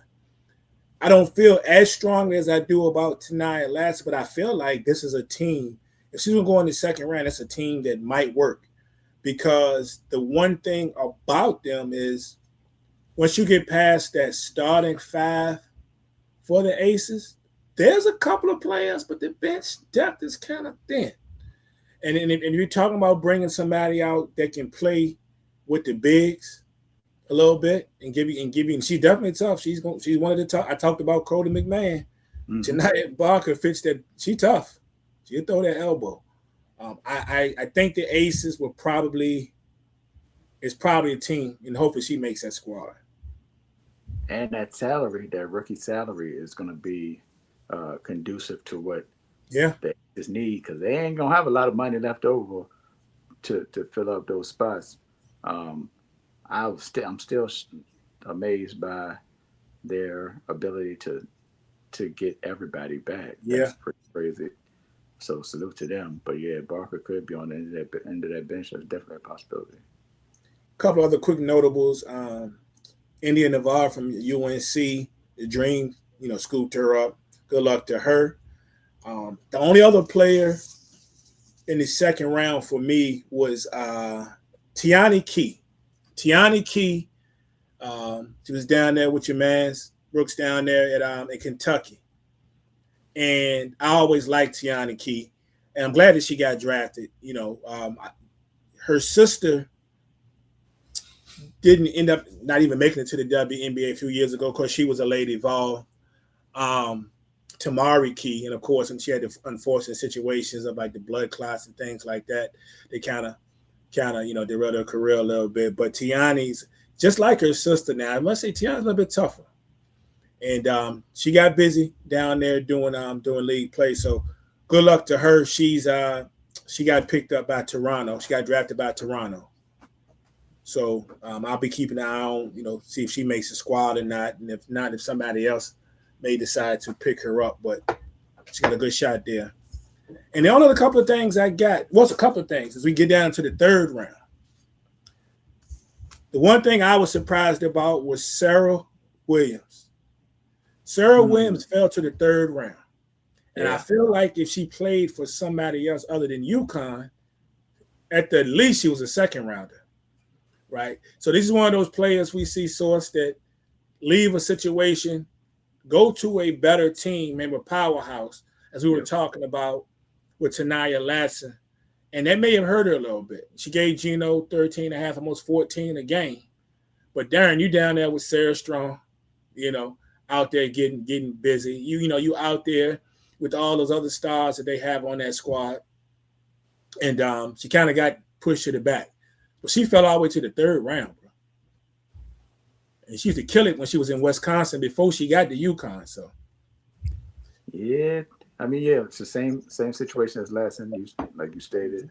But the proof is going to be in the pudding for real. So thankfully, uh, getting scooped up gives you that opportunity to get in front of these teams and prove your value.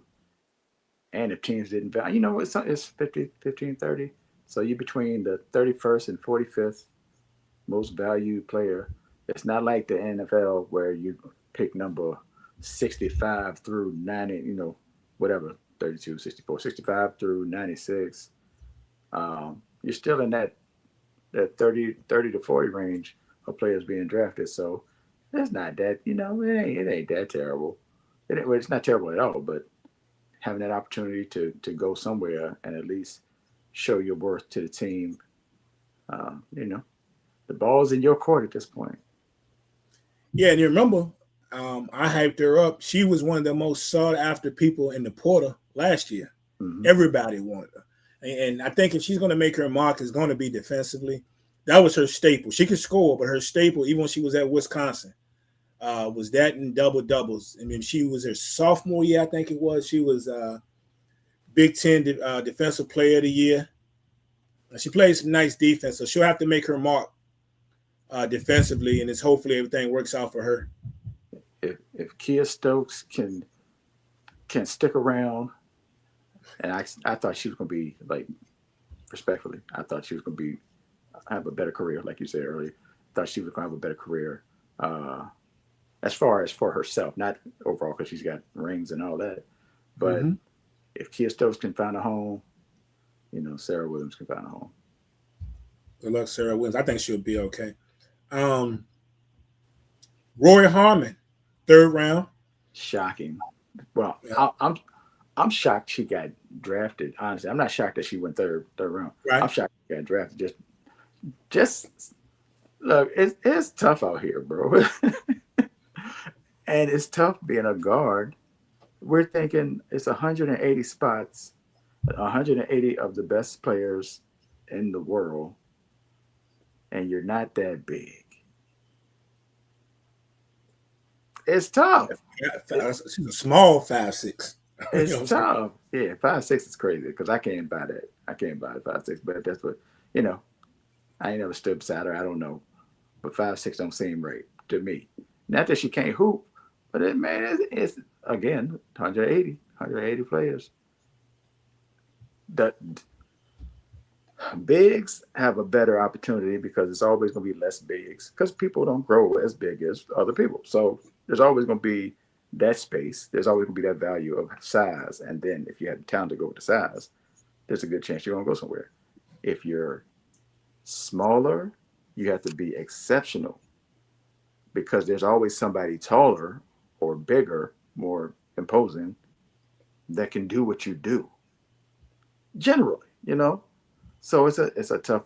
I had to learn. I didn't even realize that until I got older. I don't even think I realized that until like after college age. Hey, everybody's tall. Like everybody stops growing at guard height. Everybody's a guard. All these people are guards. There's few people that are taller. All these people are guards. So in reality, when you're a guard, you're going against the guards and the forwards, the regular people. Like you're going against everybody who didn't get tall enough to be that. So it's everybody. That's why so many guards, like if you look at the NBA, you look at people that are nice, that are from 5'6" to 6'2". There's a million people that's nice, but your size is not enough to put you in that upper echelon. Ain't nothing you can do about it but be Allen Iverson. And if you're not Allen Iverson, then it's tough, bro. It's tough. It's tough. You got to be special to be smaller and make it on that level. Not that she can, but it's tough. It's tough. Yeah, if you want to be that size, you got to do something exceptionally well. You got to be exceptional. I mean, she's 5'6". Decent defender, but she's small. She's not going to wire you scoring the basketball. Now, like next year, of course, Hannah's going to come out. Hannah's 5'7". Okay, Hannah's 5'7", small frame, but the difference, That's Hannah different. is exceptional. She That's can different. score. You Roy Harmon was a good defender and played on a good defensive squad. Now, Hannah is 5'7", small frame, is an exceptional defender. Don't put the ball on the floor, bro. Don't Exceptional. put the ball on the floor. It's gone. You know what I'm saying? You know, Angel talk Exceptional. about anything that come off that board, off the rim is mine. Mm-hmm. Anything that's put on the floor belong to Hannah. You know what I'm saying? Like that's what that is. You know, So that ain't it, Rory. it makes me think of like the first person I thought of just in this conversation, just out the blue, was Mariah Jefferson. You see Mm. Mariah Jefferson in college, you're like, yo, she nice, blah blah blah blah. She gets to the league, and she's small. She's Yep. small, so she ends up traveling from team to team and not getting as much time. Even though she can hoop, it ain't like she can't hoop. Oh, for sure. It's just tough. It's tough. It's a tough. It's a tough existence. That's what it is. So we're going to. That's going to be one thing to watch over these next few days as they get into these training camps. Find out Roy, she stick on the roster. Now Right. I'm praying for. I'm hoping Rory. It might be a good situation down there, but I'm hoping. You know, Yeah. they gonna need a point guard down there. We don't know any more situation. We don't know how healthy she's going to be. Whatever. You know, I don't know, but I'm just saying. I'm hoping Roy Harmon can stick on this squad. And just as another name I want to throw out there. You see people talk about, well, they really talk about it now because of relationships and all that. But Deja Kelly, look at Deja Kelly, like, oh man, she should have been on the squad Oh, my last year. girl too. Well, maybe she should have, maybe she shouldn't. But it's hard to be what she is at her size. Like it's hard. That's it's a. And if you right outside of it, you got to do something that is special or be a specialist in something in order for them people to give you that look. Because there's got to be that value that they can't find in somebody that is bigger than you with a similar game. So Yeah, tough. indeed. Great points. Last thing I got, man. The very last thing I got. We'll wrap up the draft. Is the one question, and I told some people this last year. I caught some heat on one of the pages that I questioned if it was going to happen or not, and it didn't happen. Hannah Stuckey didn't get drafted at all.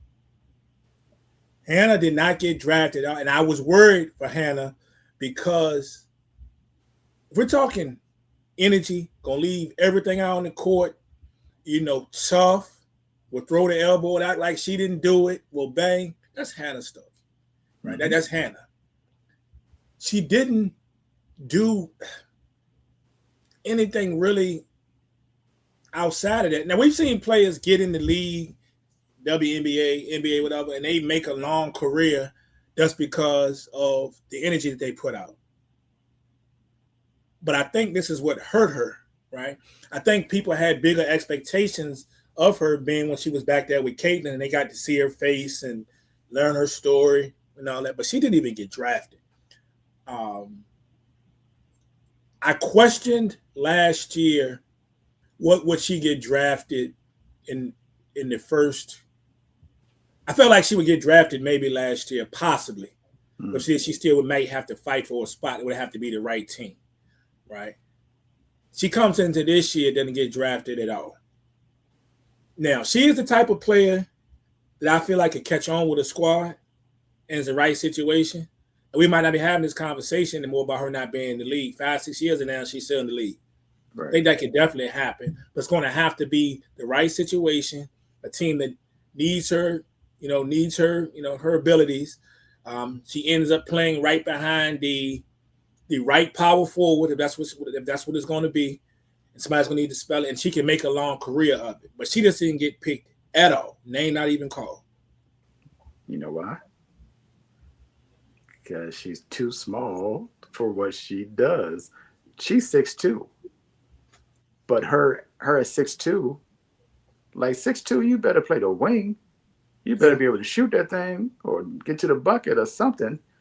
Like it's hard for an energy player to just be out here because it's not enough spots for just energy players. You got to be in a special situation.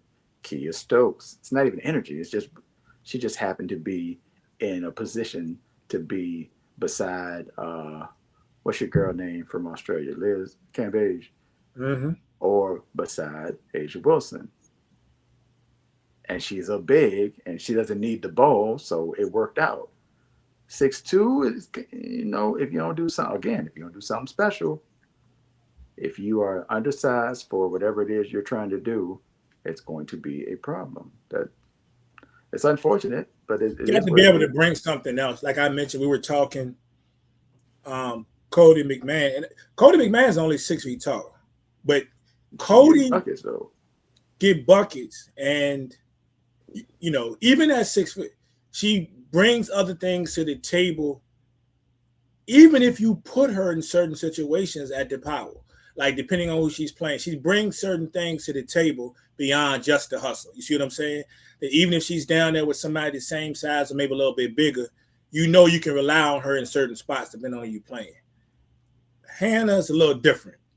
You know, being 6'2", as you described it perfectly. 6'2". You're gonna want her based on how she's played her career to be a power. That's what you're gonna want her to be. That's what you're gonna want her to be, based on her ability, and it's nothing that really stands out than hard work and effort. 9 rebounds a game. I'm gonna get you some putbacks.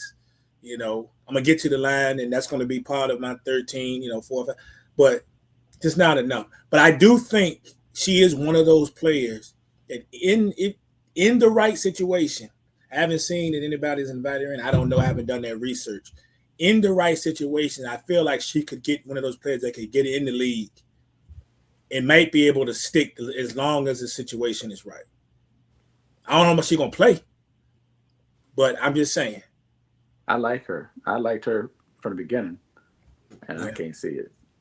I hope it. I mean, I hope it works out for her. But I can't. I can't see it. I can't. Cause because you're gonna write her name down, and then you're gonna have somebody that's available, and you're gonna be like, is she better than this person? Is she more valuable at anything than this person? And the answer is gonna be no. What about next year when we add more squads? Like, I understand there's more spots and people who's not in the league will be able to stick. It's gonna create opportunities. So maybe it's a situation for Hannah that she doesn't get picked up this year or stick. Well, you get back at it next year, and maybe in the league after your second or third. I don't know. I feel And I feel like there's a shot. I just feel like it's not the greatest chance in the world, but I do feel like there's maybe a couple of teams that the situation may be right. She's going to have to make sure when she gets there, whatever they ask her to do, she's going to have to maximize it, and it's going to have to be exactly what that team wants. If that means she get in there and she gets in and she's barely playing for a while, or she's playing 5 to 8 minutes a game. I don't know, but I just feel like there has to be a situation. Reagan Beers didn't get drafted, right? No, Reagan Bears didn't get drafted. Which one you taking?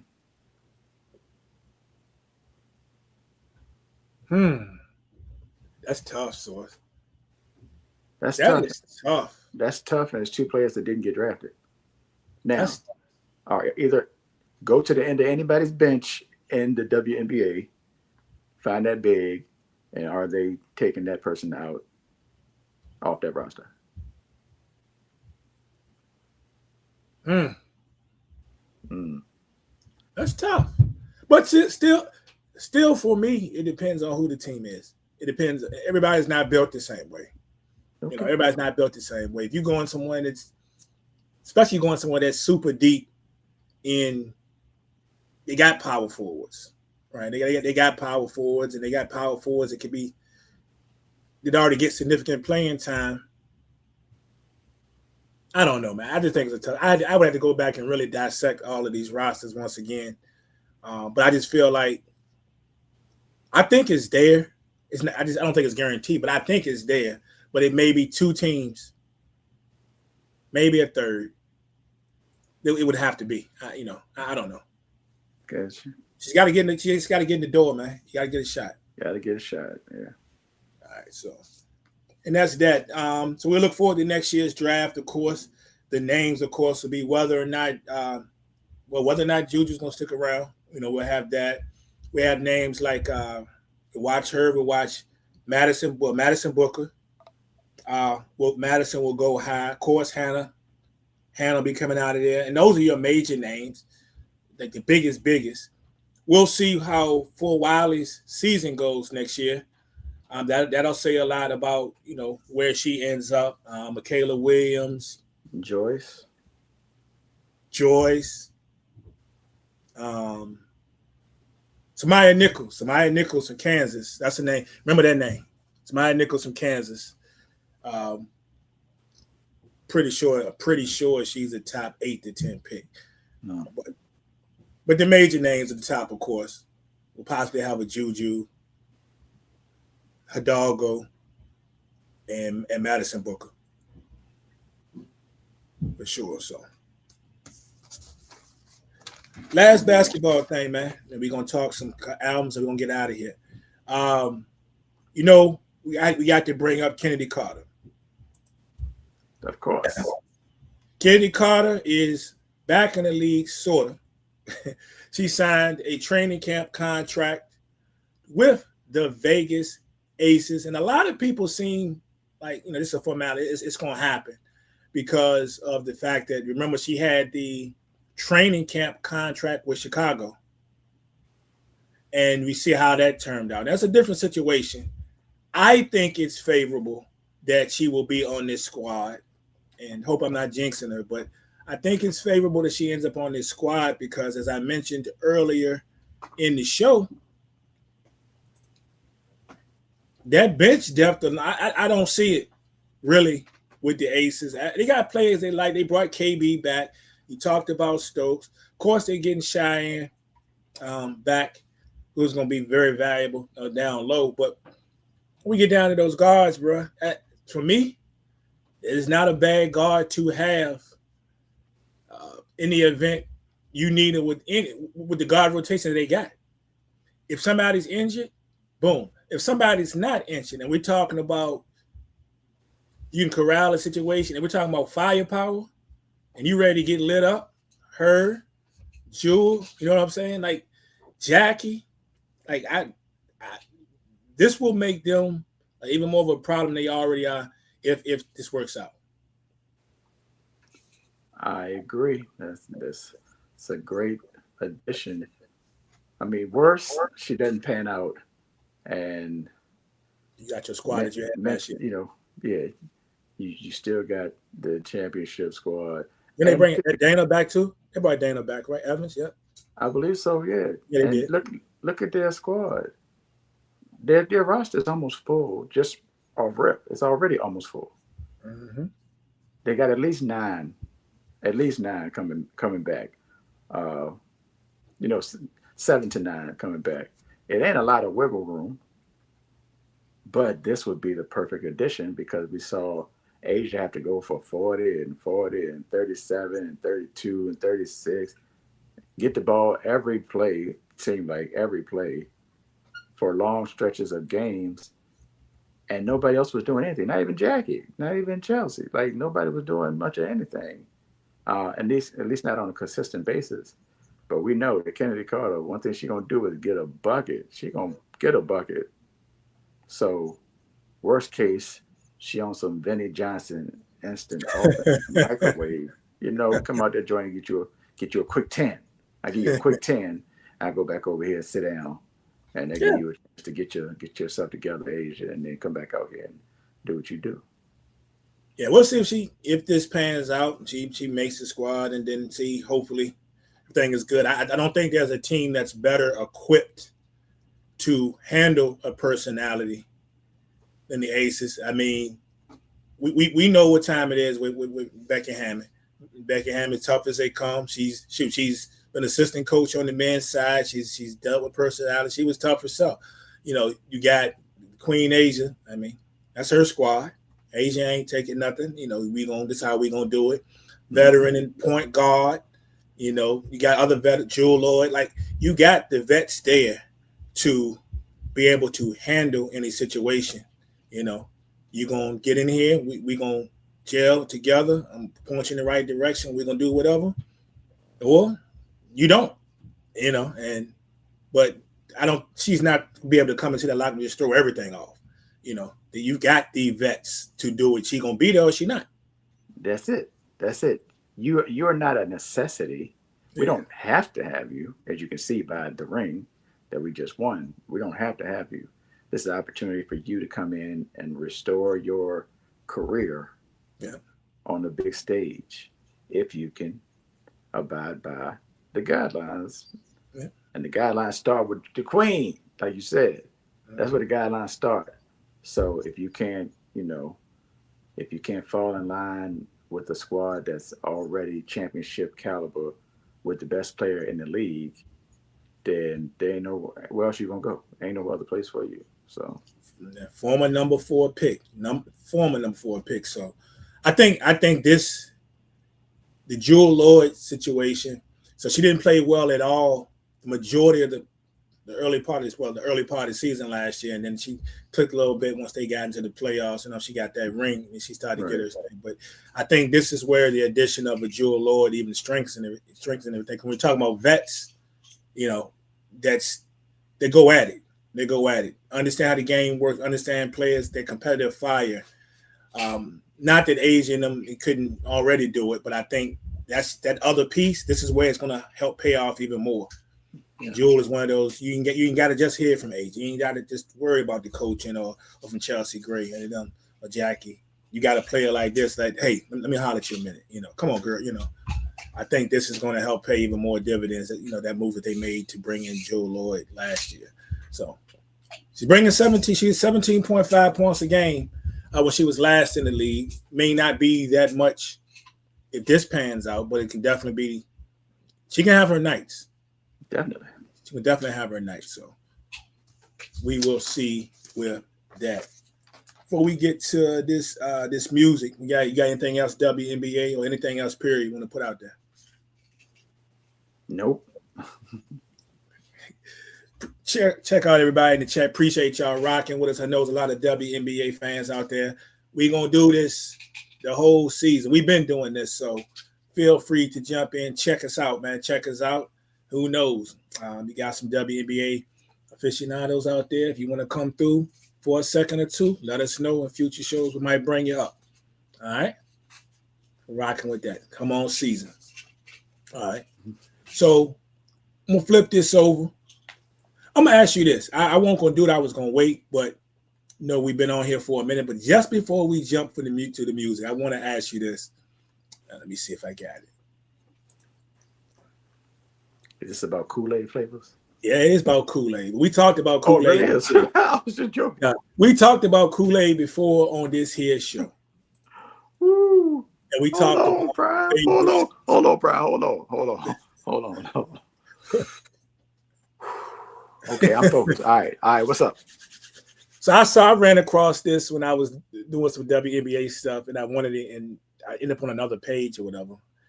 And somebody posted this, and they was asking, what's the order when you making Kool-Aid? So A, is it the sugar, the Kool-Aid, then the water? B, the water, the sugar, then the Kool-Aid? C, the water, the Kool-Aid, then the sugar? Or D, the Kool-Aid, the water, and then the sugar? What is the correct way to make Kool-Aid, man? What's the order? All right. First of all, my original answer in life is not even on here. But no Kool-Aid, sugar, water. Kool-Aid, sugar, water. But I think as I got older, it became sugar, Kool-Aid, water. Just because with the Kool-Aid, sugar, water, that Kool-Aid sometimes it gets stuck at the bottom. You got to scrape that junk. You got to be like, once you start, put the water in and you look at the junk, we be at the bottom. You got to scrape up the Kool-Aid flavor. But if you put the sugar in first, then it lands, the Kool-Aid lands on top of the sugar.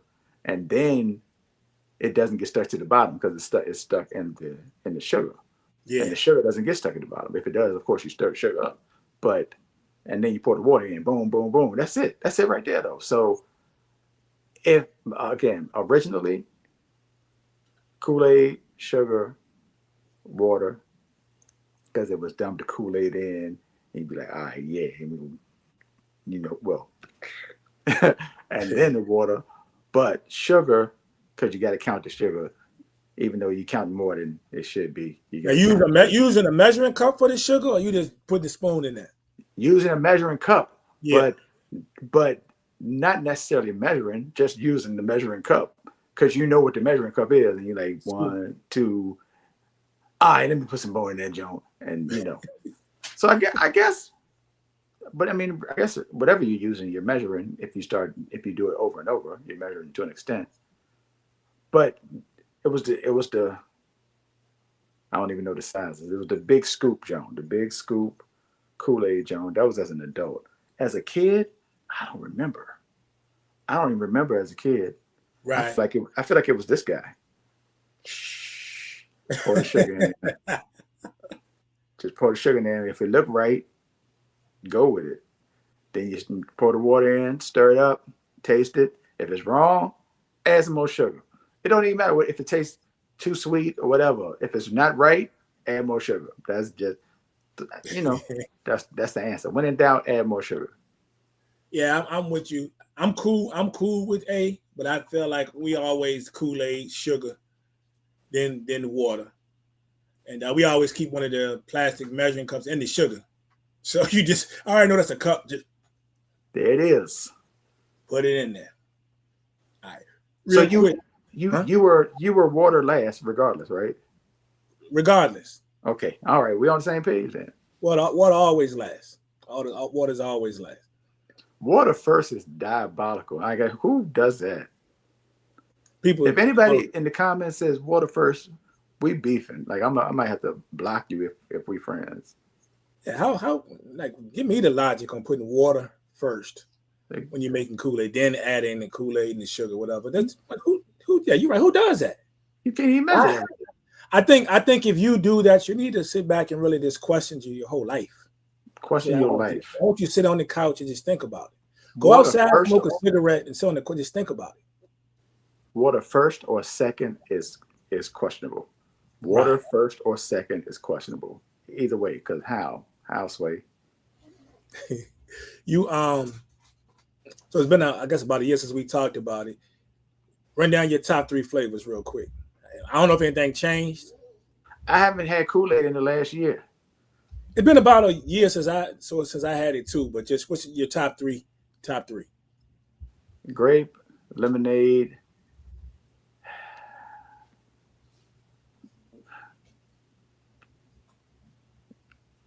Grape, lemonade, strawberry. I mean, I'm thinking like blue. Is it blue raspberry? Is that right? They do have something like that. Yeah. I can't remember the. If you're talking blue, rarely blue something. Different, yeah. But definitely grape and lemonade, like easily top 2. Yeah, pink lemonade, grape. But again, I'm putting some lemon in the grape. I'm squeezing lemon, putting lemons in there with the grape, and of course, orange is number 1. Of course, orange. Yeah, this guy. Orange Kool-Aid, bro. Hey, somebody please get this man a brand deal with orange something. Just the color orange, the flavor orange, like oranges, Florida oranges, something. Orange Juice Jones. Yeah. Do they? I agree. Syracuse orange. Syracuse orange. So they don't have no black Kool-Aid. Like the black jelly beans, though. Hey, do they make a black raspberry Kool-Aid or something? I don't know. No, I don't remember. Don't they make a black cherry, right? Don't they make a black cherry Kool-Aid? Black cherry, yes. The black cherry is good. Okay. It was. It is though. Black cherry. I was about to say ain't no black, but black cherry, that is correct. Fair enough. All right, last thing of the day, we're gonna get to some hip hop real quick. And last week we each brought an album to the table. Pick an album.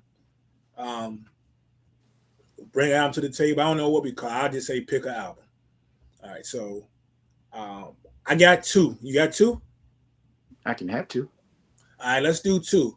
So each gonna pick two albums today, whether it's on your heart, on your mind, something you listened to recently, or something that you might want to go back to you and heard in a while, just something you thought was dope and doesn't get the recognition that it should get. Um, and so let's start. You want to go with the first one, or you want me to go? I'll go. First one. Do we have to go back? What do you mean?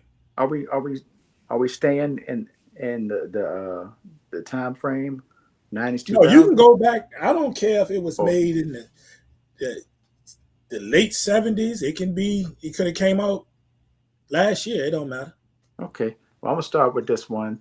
Uh, last 2 years ago was the year of one particular artist, whether it came from the Beef or the Pop Out or being chosen as the artist to perform at the Super Bowl that following football season, which was February 2025, or this GNX. I'm going GNX by Kendrick Lamar. I remember the day that joint came out. I remember actually I was standing right here in this other room right here after listening to it the first time, and I did a video real quick, and I was like, "Yo, I ain't trying to oversell this joint, but this joint kind of fire though. This joint is kind of fire." But after one listen, I don't want to oversell it. Plus, it's the hype of Kendrick Lamar for the whole year, so I didn't want to just say that and be basing it on everything else as opposed to the music. But after a few weeks, few months for some, a lot of people started to come around and realize, oh, this album is fire. From beginning to end, it's fire. And of course, everybody was breaking it down because they had been breaking down Kendrick songs, the Drake disses for all year. They had already been doing it from the beginning of the year, from March April time frame, whenever it started, and into May. So they were quick to be breaking down the lyrics and the content of GNX song for song. So that was fun. I appreciate all of that. Dope album, dope joints. My favorite song is probably Hard Part 6. But I mean, all them joints, TBR, Gloria, like there's a bunch of joints on that album, and you just put that joint on and let it rock from beginning to end. GNX by Kendrick Lamar. Nice, nice, great pick. I kept it in the spirit. Excuse me. It's like last week. Old school throwback, whatever, has been on me heavy. Not that it, I mean, it always is, but it's been real, real heavy these this past month. One of the albums I was going to bring up last week, but I didn't. But I listened to it a couple more times this week. Take us all the way back to 1987. Woo. Right? And I went with Dana Dane with Fame. Mm. A quick listen. That's a quick listen. 38 minutes, only 9 tracks. Actually, really 8 tracks because one of them was just a dedication. Back when hip hop was fun, it was just a funny, hip hop, witty, some clever lines in there, storytelling at its best. It's got a lot of tracks on him. He's telling stories. Most notably, Delancey Street sticks out to me. It was never a single, but he's out. He tells a few good stories in there. Um, he has, of course, Cinderfella, Dana Dane. Um, Spent out, a playoff for Cinderella, which also to stamp his greatness, Snoop kind of referred to it back on 1999 on the Snoopafella joint on the No Limit Top Dog album. Mm-hmm. So he kind of peeled off of that joint. Shout out to Snoop. Shout out to AZ for mentioning the classic song from that album, Nightmares, back on his 2005 album, the AWOL joint. On it was I think it was Can't Stop. So it's dope. It's dope. And I tell you all the time, this, the standout track, Nightmares. I remember the first time I heard that song. I told that a billion times, so that always stick with me. It's a classic. It's an album that peaked at number 46 on the Billboard 200. number 2 on the R&B hip hop albums chart when it first came out. So, and that's back when there was still a Profile record. So Profile had a deal with RCA, so it had that classic Profile sticker on it. So shout out to Dana Dane. Very unappreciated, man. I feel, but yeah, I'm gonna go with Dana Dane with Fame. That's good stuff, bro. That's a good one. Man, I should have done something good like that. Maybe if I do the work, do the homework, I'll come up with a dope album that is not one that I can just Hey, rattle you off. got time? Next show, you know. Yeah. My second one, Mhm. I'm going since my first, my initial response is to go New York, New York. Since I went to Cali for the first one, the second one, let's go to ATL, Georgia.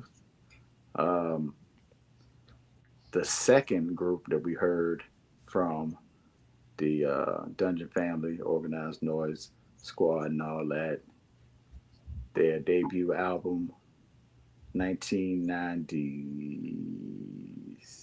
1995, 1995, Goody Mob, Soul Food. Fire album, love that album. I remember the first time I saw Goody Mob perform Cell Therapy on Mhm. Teen Summit, and they did a two-step. They all two-step to the side and two-step to the other side, two-step to the side, and whoever was rapping the part stepped out to the front, stepped out the same rhythm, and did the two-step in the front. They did it the whole performance. That Mm. joint was fire. It was like low key, but like I don't think anybody that isn't OD about it would pay any attention to it. But they did that joint from side to side, the whole performance. It was hard. It was hard.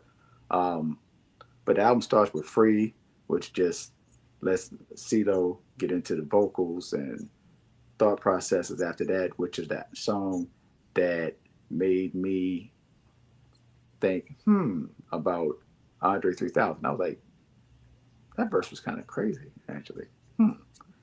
And then that led into ATLians.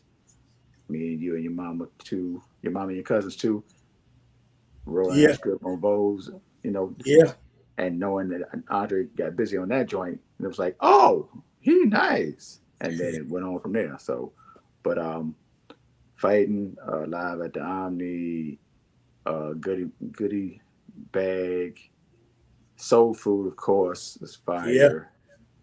And it's just a great album. A great album. Salute, Goody Mob, Timo, Cujo, Big Gip, and CeeLo. Yeah, respect. That's a good one right there. Definitely a good one. I like that. Um, my second one, I'm taking it back. Jump up a few years, but we're still taking it back. 1991, Hmm. and I went with the Juice soundtrack. Oh, On the Juice soundtrack from the movie Juice. One of our favorite joints. And I went with that joint because it was one of those joints where they had a couple of songs that had been in my head here recently. I hear Know the Ledge all the time. So that's my joint. Rock Him and Spitting. Uptown Anthem. I heard Uptown Anthem recently, and I'm like, man, I need to go back and just listen to the whole Juice album again. It's been a mm, while.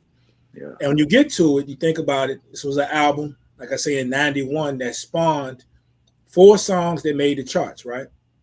It was Know the Ledge. It was Uptown Anthem.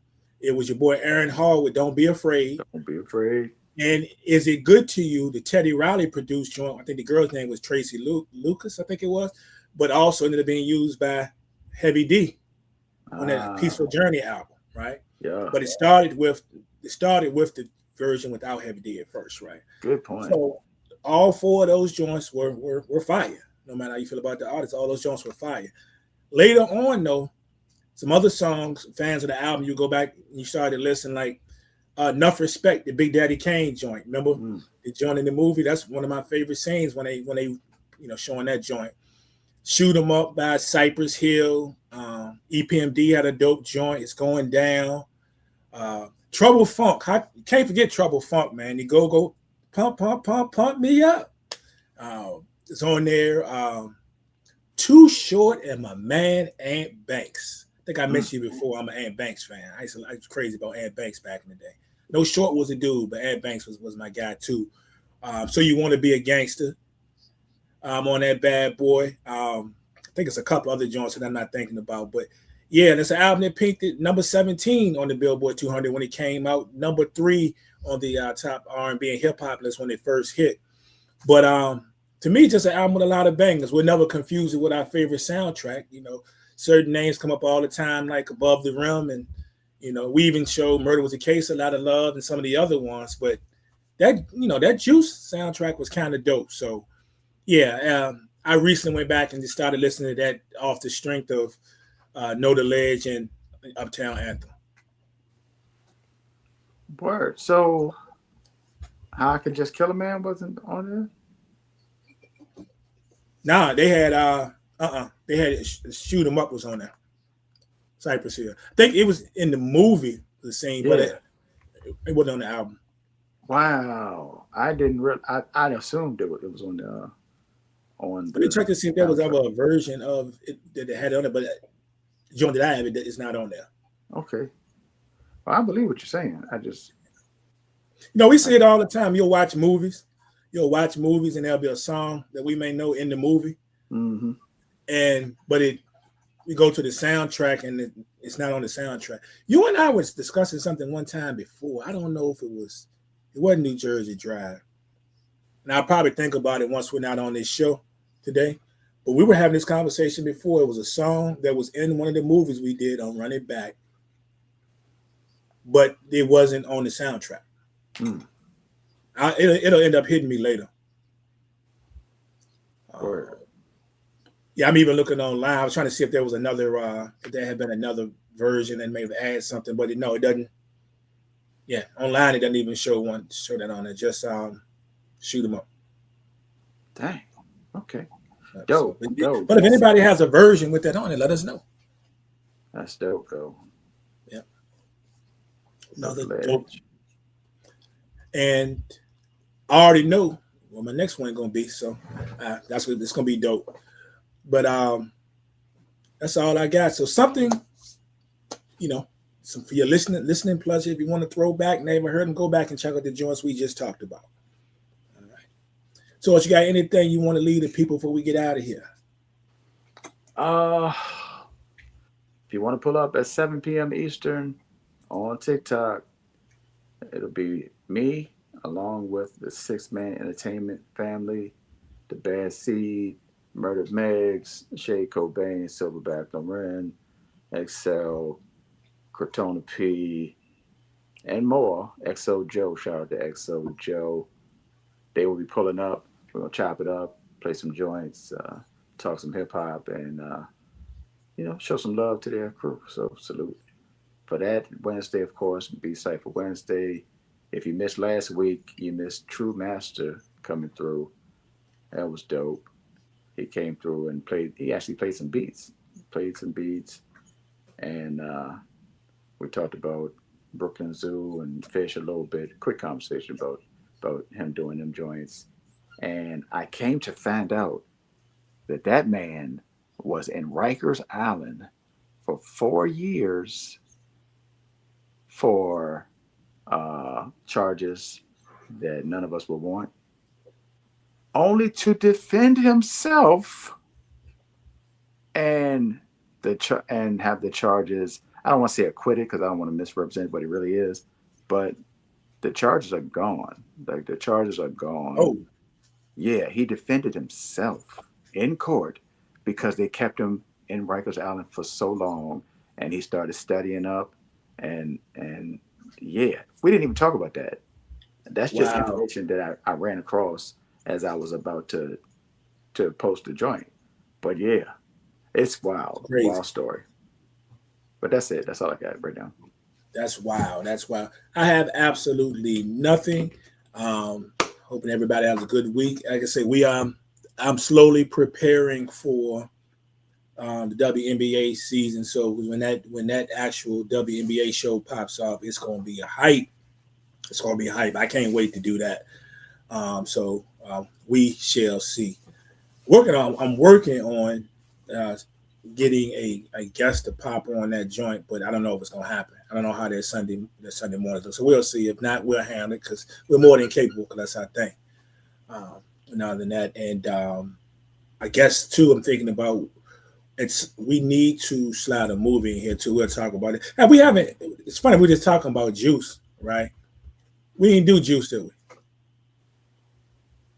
I was thinking we did, but I think that was we did. We did. It's something we were talking about that we didn't do. We did do Juice. We did Juice in Above the Rim. Yeah. I think we were talking about we didn't do House Party, but it was something else too. But we'll figure it out. I don't know. We'll figure it out. We'll figure it out. But other than that, that is it. Hope everybody has a great week. Check my man Source out in all his endeavors. I'll pop in when I can, and and we'll see when we see. But we appreciate y'all. We are here most Sunday mornings around 11 a.m. ish. Sometimes right on point. Sometimes we're a little after. You know how Black folks do, but we do what we do. And sports talk is our thing, but hip hop, television, and movies are always in play, and we will continue to do that. But until next time, we you boys, and we out. Get that orange Kool-Aid, man. No.